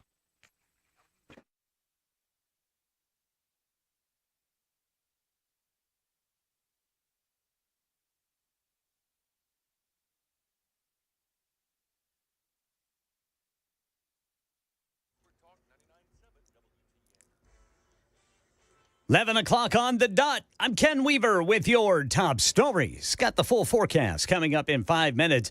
After the strikes on 3 Iranian nuclear sites, there's been chatter about whether the U.S. would support or engage in efforts to promote a regime change in Iran. White House Press Secretary Caroline Leavitt, speaking to reporters today, clarified a social media post over the weekend in which President Trump seemed to signal that the U.S. would be involved in the broader conflict. The president's posture and our military posture has not changed. The president was just simply raising a question that I think many people around the world are asking. If the Iranian regime refuses to give up their nuclear program or engage in talks, we just took out their nuclear program on Saturday night, as you all know. But if they refuse to engage in diplomacy moving forward, why shouldn't the Iranian people rise up against this brutal terrorist regime? Well, in the aftermath of this weekend's attack, the Israeli defense minister today says Israel's stepping up its attacks on more targets in Iran, including the Revolutionary Guard headquarters and the Ministry of Energy, which ABC's Jordana Miller in Jerusalem says could be focused on regime change. She points out another attack has appeared to target a notorious prison. Targeted strikes near the grounds and on the grounds of Evin Prison. That prison is, of course, where Iran arrests and detains, usually on false charges, political opponents of the regime. If there is some kind of jailbreak there, that will be incredible news. All right, turning back to the United States and immigration here. In his first broadcast interview since being released from 104 days of ICE detention, Columbia graduate student and pro-Palestinian activist Mahmoud Halil has spoken exclusively with ABC News. He said it is hard to put into words what it is like being back home. I think that moment is indescribable. It's basically a combination of full of joy, but also, is this really happening? Meanwhile, here in Tennessee, a federal judge plans to order the release of Kilmar Abrego Garcia, the Salvadoran man who was living in Maryland when deported in March, but returned to face federal human smuggling charges based on a traffic stop here in Tennessee back in 2022. Abrego Garcia is not expected to go free because U.S. Immigration and Customs Enforcement will likely take him into custody and possibly try to deport him. And Metro Police are working to identify a body recovered overnight from the Cumberland River in North Nashville. According to officials, officers responded to a reported drowning around 1 o'clock this morning in the area of the river near Ed Temple Boulevard. The recovery operation follows a search on Friday during which a man allegedly jumped into the Cumberland River and never resurfaced. That's the latest news. Weather is next. I'm Ken Weaver, WTN News.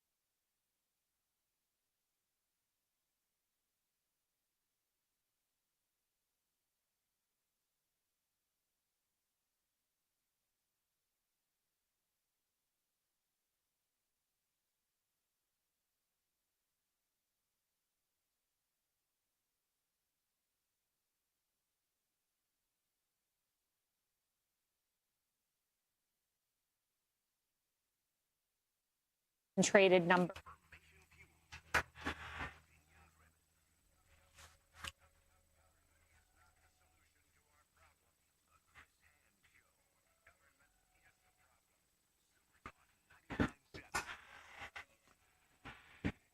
Six minutes past the hour of 11 o'clock. It is Brian Wilson in the chair for Chris Hand. You're listening to the Chris Hand Show. Chris Hand will be in for Matt Murphy this afternoon. Matt Murphy going to be out for a week or so having a little shoulder surgery. I don't think I'm telling any stories out of school because I think he's been very open about what he's going through.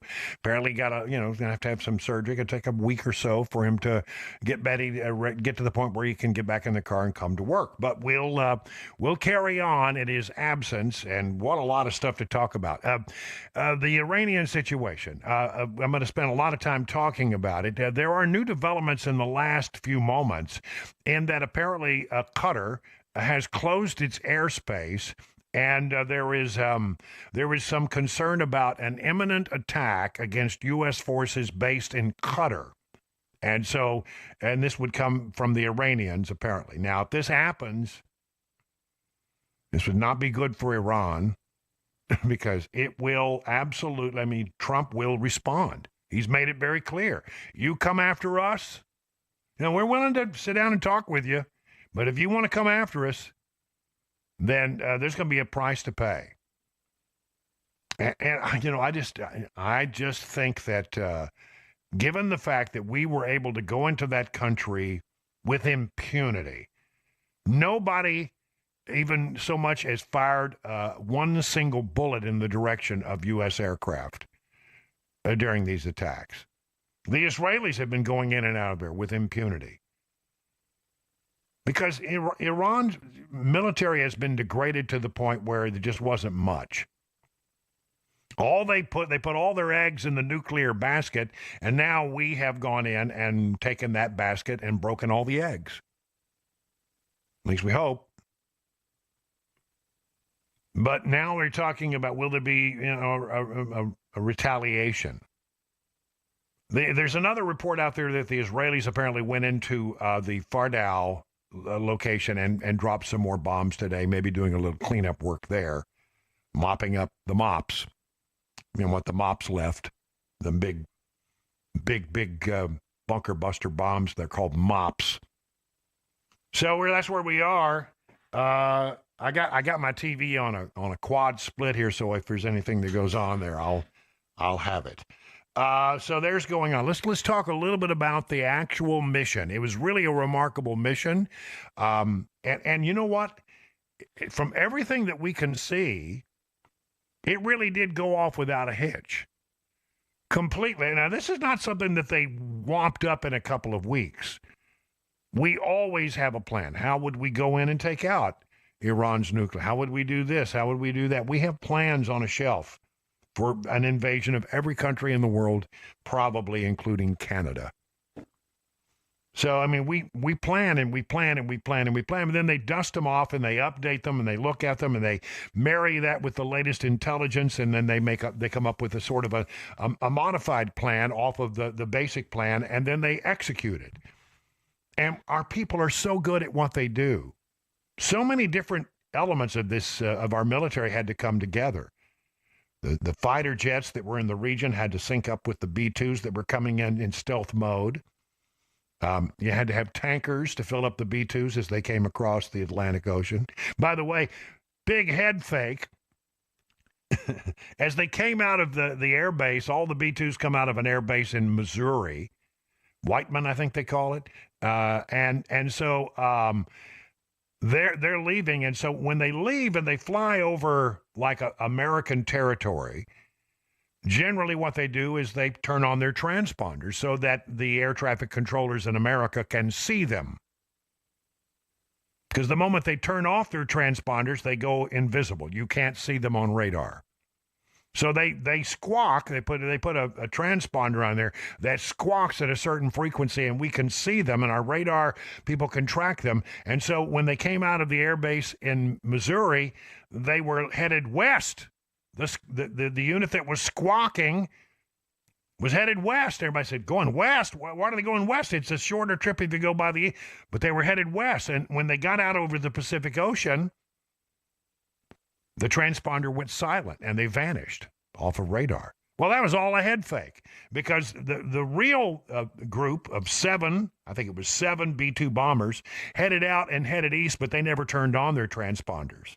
So we were diverted, our attention was diverted by the head fake going west when actually the package of B-2 was going east, and left out of there and flew right over our country, right across the Atlantic Ocean, and with impunity right into Iraq.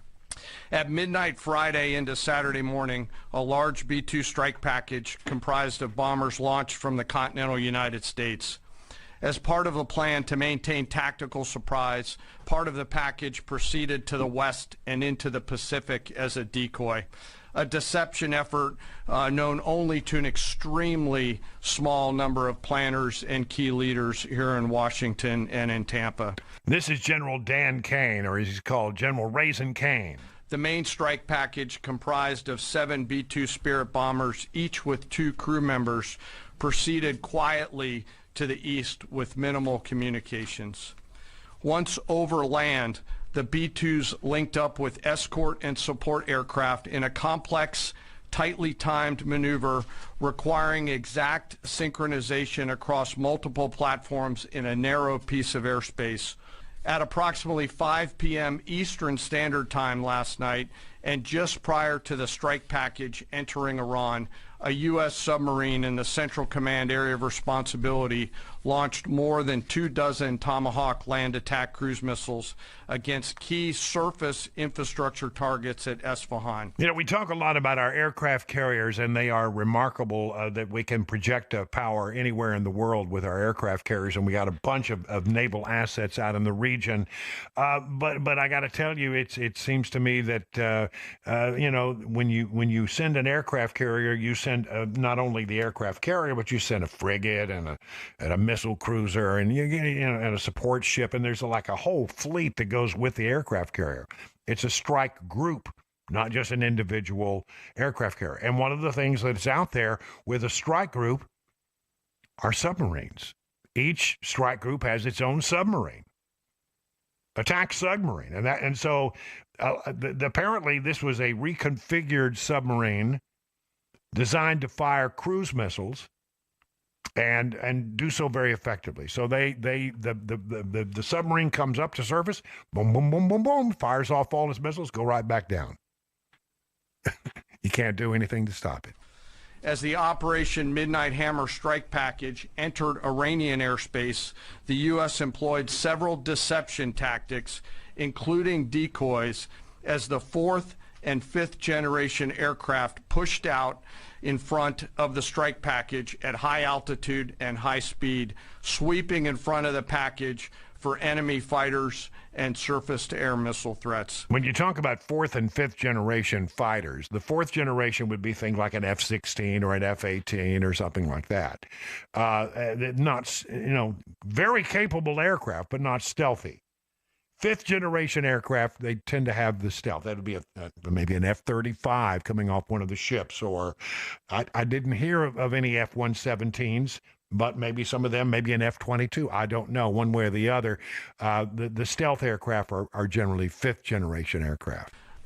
As the strike package approached Fordo and Natanz, the U.S. protection package employed high-speed suppression weapons to ensure safe passage of the strike package, with fighter assets employing preemptive suppressing fires against any potential Iranian surface-to-air threats.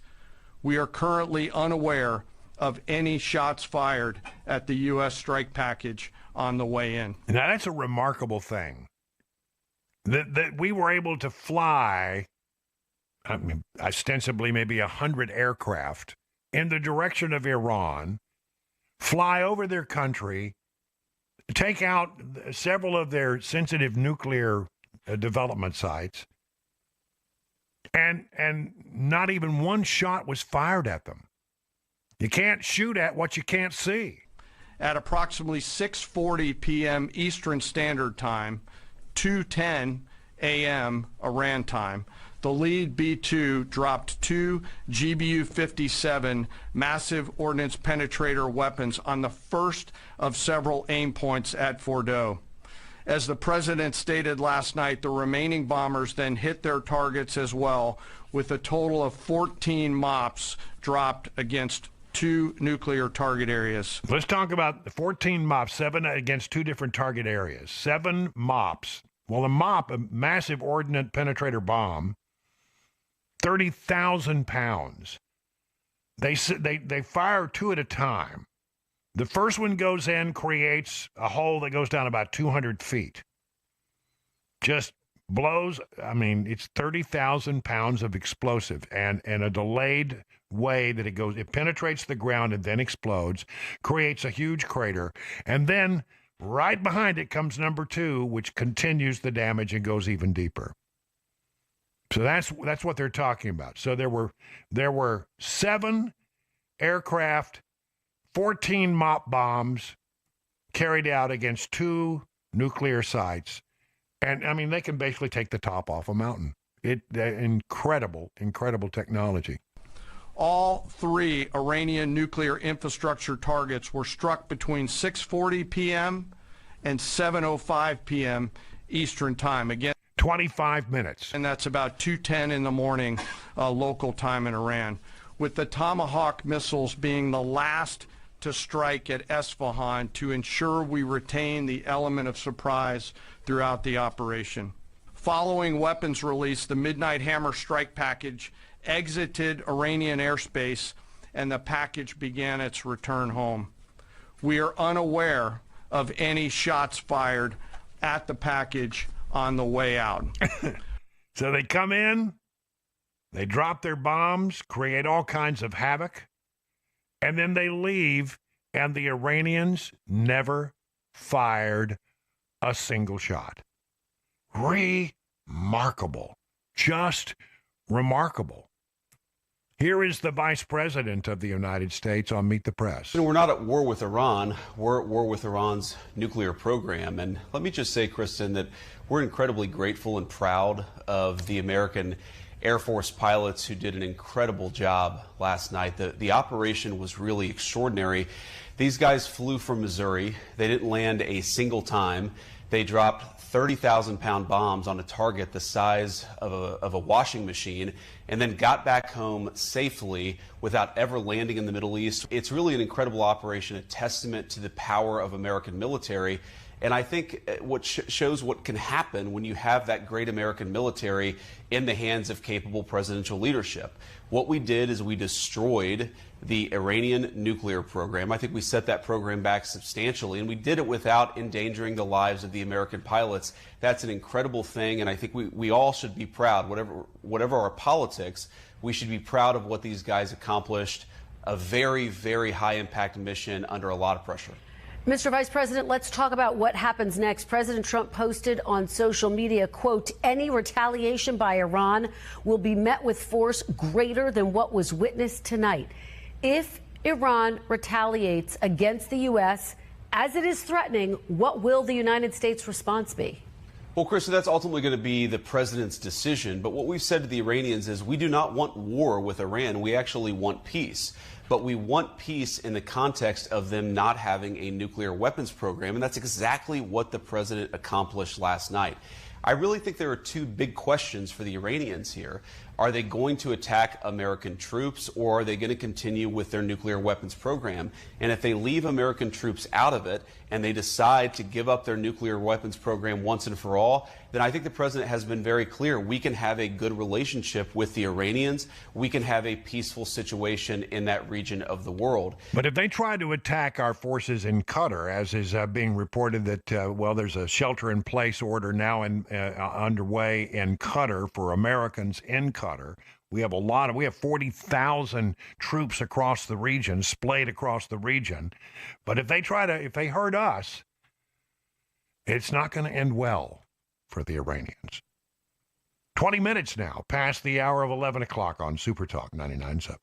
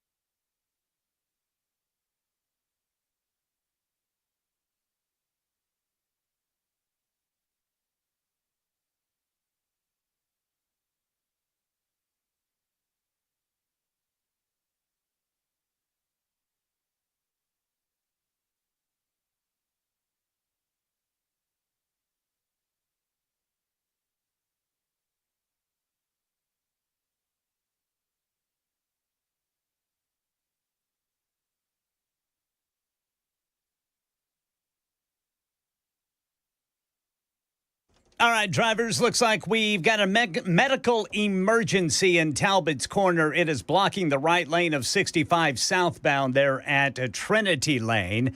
And the Trump administration calling the weekend strikes on 3 nuclear sites in Iran a success. We'll tell you what the next step might be coming up at 11:30 on Super Talk 99.7 WTN. It is 25 minutes past the hour, 11 o'clock on Super Talk 99.7. Ken Weaver in the newsroom. We got Louie pushing the blinky buttons. I'm Brian Wilson in for Chris Hand all this week from 9 until noon. It's a 3-hour thing. That's a big 3-hour show, Brother Brian. Well, I mean, in 3 hours, I hardly get my throat cleared. I'm used to doing 4. Yeah. You know, so. I mean, this is nothing to you. No, it is something. Well, I mean, it's nothing you can't handle. I don't know, but I'm telling you, it's like I'm going, hey, I'm already 2/3 of the way through the program. Wow, I feel like I've just barely gotten started. So, just to bring up to speed, we're watching the monitors about what's happening in the Mideast right now, and Qatar, the country of Qatar, where we have a lot of forces. I don't have the exact breakdown of the forces in Qatar, but we got a major facility there. And apparently we've got the airspace is locked down, and there is concern that there might be an Iranian attack against U.S. forces in Qatar. So we're watching that. That would be a huge mistake on the part of the Iranians. That would seal their fate, if you ask me. So we'll see whether that goes on. But right now, airspace in Qatar closed. Americans asked to shelter in place while they try to figure out what's going on. We have a lot of assets in that region to protect, and we have plans to protect. But again, that's what we're watching at the moment. Looking at local news, we need to talk about some things that are going on in Nashville. I got 2 stories here from WSMV where I'm looking at Mayor O'Connell signs new Nashville budget and a property tax increase. And then you see another one here that says, along with the budget, the council also approved a new property tax rate of $2.81 per 100. You know, that doesn't tell me what I need to know. If I'm, $2.81 per $100, that doesn't tell me much. I had to really dig around to find a story that told what that really means to people, and I did find it. Axios. The budget comes with this is the number that's missing in a lot of reporting, with an average 26% property tax increase for homeowners. That's right. If you live in Metro Nashville, you could be facing a 26% property tax increase. And, that's a lot. Garnering approval for a property tax increase is not easy. And so for him to get this passed was a needed political victory. But the other shoe has not dropped as yet. The other shoe is when people start to pay the higher taxes, what will their reaction be? He says the budget is a community improvement program that focuses on quality schools, reliable services, and safety we all deserve. But it comes at a price, and it's going to cost you a lot more. By the way, one Tennessee lawmaker says that Nashville should not engage with Elon Musk. There's some talk about Elon wanting to come in here and build a tunnel with his boring company that would go, somewhere between the airport and downtown. I don't know, 5 or 10 mile long tunnel for traffic. And he's been talking to them apparently. And one council member, Afton Payne, says, no, we don't need that. Elon Musk is an absolute grifter and scammer, and he has ongoing deals and pitches to cities across the country in which those promises have been unfulfilled. He wants to see his empire grow in the city, and Nashvillians are saying, no, we don't want Musk anywhere near Nashville. Yeah. Well, I'm not I'm not thrilled about this project. And I'll tell you why. I think you run into the possibility of a lot of cost overruns. And The reason is pretty simple. Has anybody looked around here? Anybody dug in this part of the world? You know, they call it Rocky Top for a reason. You go down about 6 inches and you hit rock. That would be a pretty intense job to build a tunnel through all that rock and stone. So I don't know if it's going to happen or not, whether it's just, pie in the sky stuff or if it's something could really happen. They've talked about tunnels before, but that was back, I think, during the Megan Barry era. I could be wrong, but I think that they talked about doing that then. And in the general, the thought was too expensive. Maybe we shouldn't do that. So as much as I personally like Elon Musk, and I'm glad that he and Trump have made up, I'm not real sure that we need a tunnel that runs from the airport to downtown, whether Elon Musk digs it or not. So those things are going on inside your city, your tax dollars at work. 30 minutes now past the hour. 30 minutes to go. Time for the news with Ken Weaver.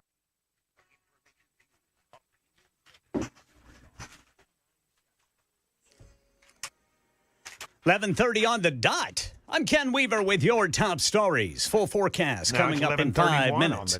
The Trump administration calling the weekend strikes on 3 nuclear sites in Iran a success. The Saturday strikes targeted sites that the administration claims were housing nuclear materials like uranium, but Iran says they moved much of those materials out of those sites before the strikes.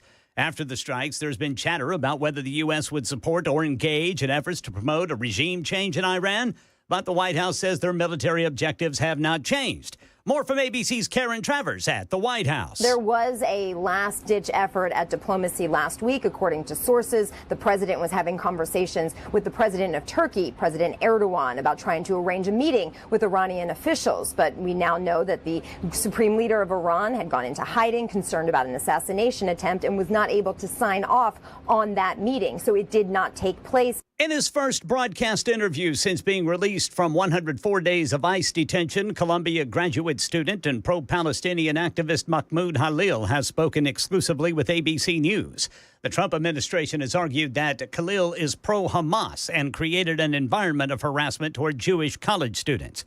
ABC's Lindsay Davis asked Khalil why he thinks the Trump administration sees him as a threat. Because I represent a movement that goes against what this administration is trying to do.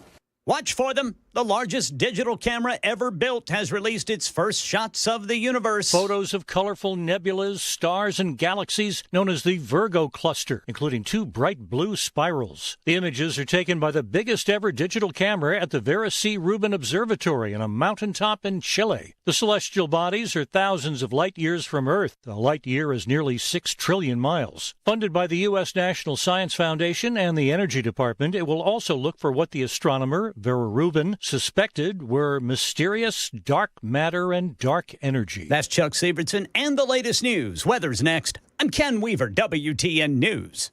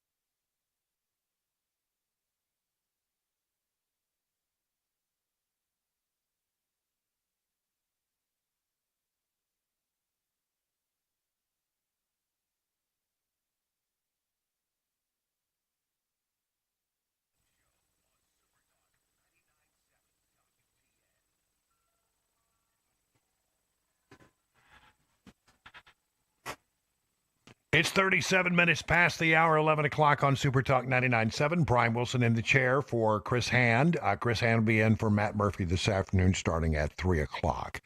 Had to do a little juggling around so that Matt Murphy can go off and get his shoulder fixed.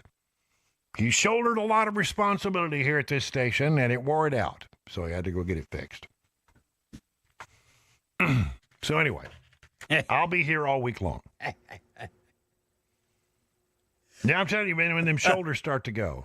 Yeah. Yeah, that's a problem when your shoulder starts to go. Yeah.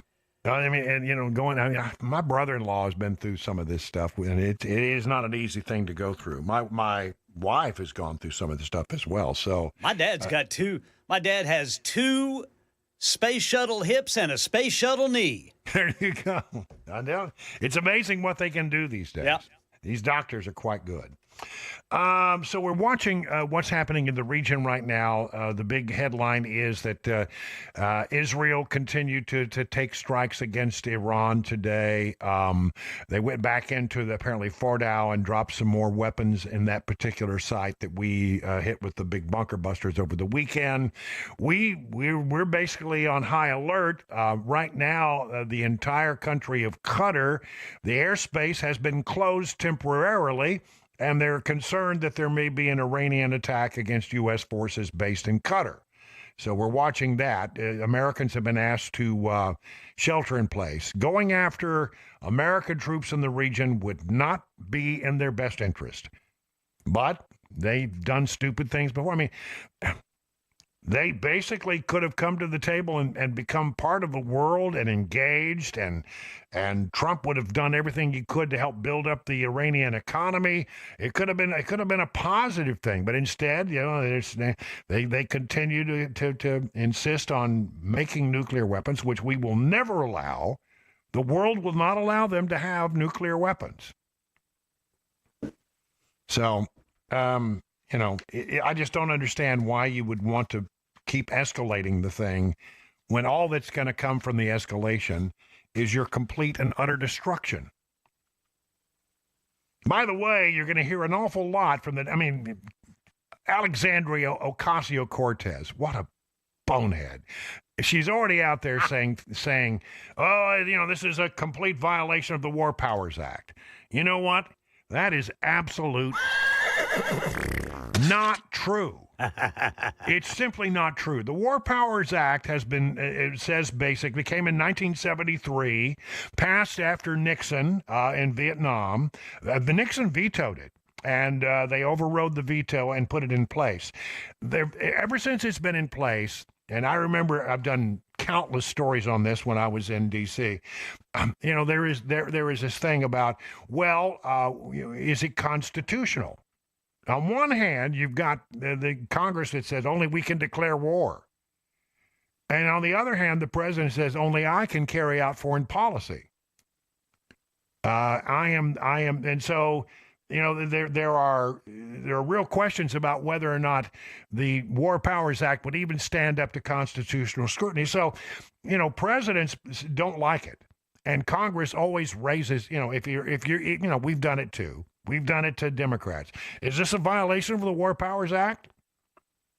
Well, you know, as I understand it, the War Powers Act says that you must notify Congress within 48 hours. That was done. You must not carry out any of these operations for longer than 60 days. Well, we're not. And there's been no declaration of war. We're not at war with Iran. We're just not. So we're trying to keep them from having a nuclear weapon. And they may decide that they're at war with us, and then we'll see what happens. White House calls CNN fake news for report claiming Democrat leadership wasn't briefed on Iran's strike. Press Secretary Caroline Leavitt said Senator Schumer and Representative Jeffries were contacted before Operation Midnight Hammer began. So they did. They went and told them, which is what they're supposed to do. Did they give them a lot of warning? CNN reports add that Mark Warner and Jim Himes, who are Democrat members of the Intelligence Committee in the Senate, were not told until after the strikes. Well, that's good, because if you had, it would have leaked. And our people would have been put in danger. Others backing him up, Representative Byron Donalds, defended President Trump's bombing of the Iran nuclear facilities and said that he fulfilled his duty under the War Powers Act by notifying congressional leaders in advance. Bill Clinton did this. He fired missiles off all over the world. Barack Obama did it. Joe Biden did it. Everybody does it. And it's not a violation of the War Powers Act. So when you hear everybody say, oh, it's a War Powers Act violation, it's a War Powers Act violation, it's just not.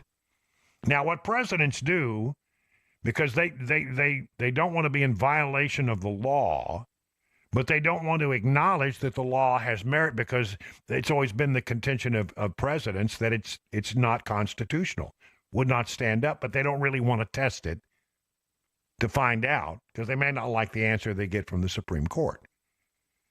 So what presidents do is they say, well, we are notifying Congress consistent with the strictures of the War Powers Act, the requirements of the War Powers Act, consistent with their requirements. That's the term of art that they use. So they do notify, but most presidents have maintained they're under no obligation to do so. And by the way, you can carry out a limited military action without declaring war. Other stuff going on in the swamp that we need to be aware of. We're still talking about the big, beautiful bill. It's in the Senate right now, and this story caught my eye from Newsmax. Several provisions of the Republicans' big, beautiful bill violate the Senate Byrd rule, meaning they will need 60 votes to remain in the legislation, according to the Senate parliamentarian. You see, the Byrd rule, I remember this from my days of covering the Hill, basically requires, in situations like this, where you're doing a budget reconciliation, that those things that are in the bill must be germane. The germaneness rule, the Byrd rule. So what's in there that might come and require 60 votes under the Byrd rule? A subparagraph limiting grant funding for sanctuary cities where the Attorney General disagrees with state and local immigration enforcement. Don't think they're going to get 60 votes on that.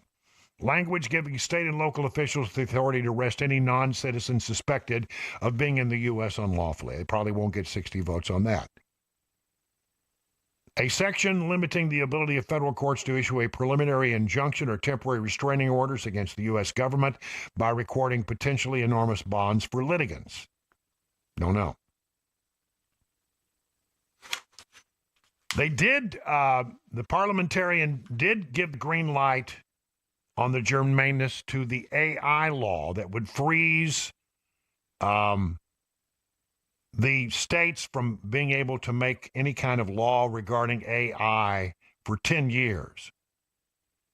And I think that one is going to be able to pass if somehow they found a way for that to be germane. And so that apparently will pass scrutiny and will go forward.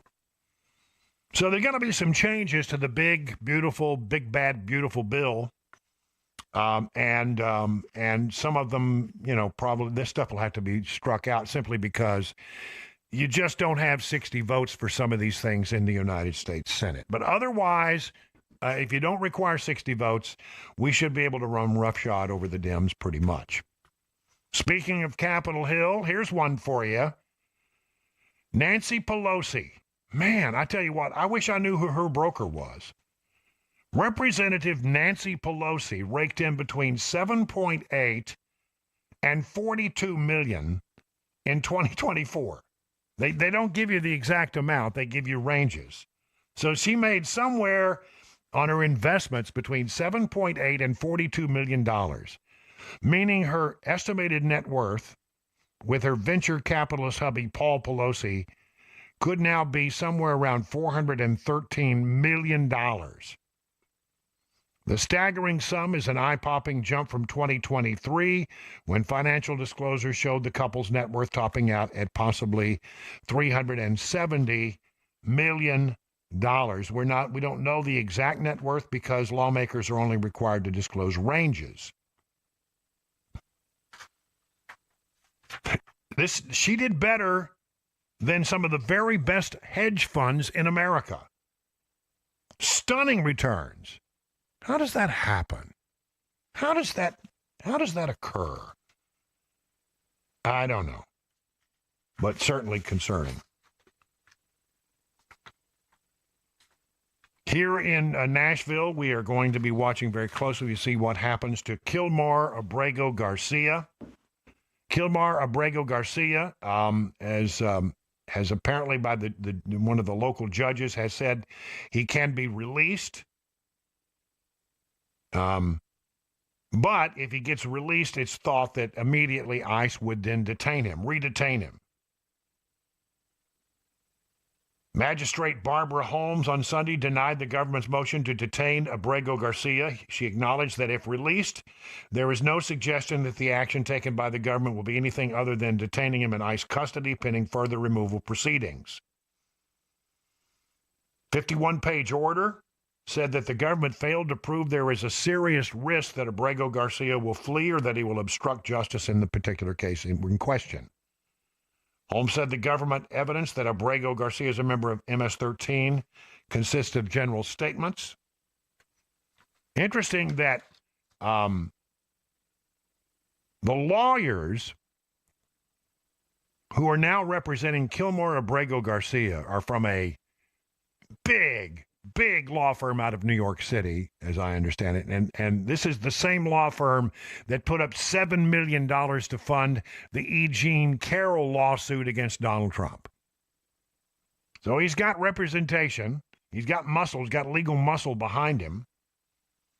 But I don't think that ultimately he's going to be released. He'll be rearrested, I think, and we go forward with that. Watch this case. You know, this is the guy who was stopped back in 2022. He had a bunch of people in his SUV, and the police officers suspected that he might have been a human trafficker. Since then, the Justice Department has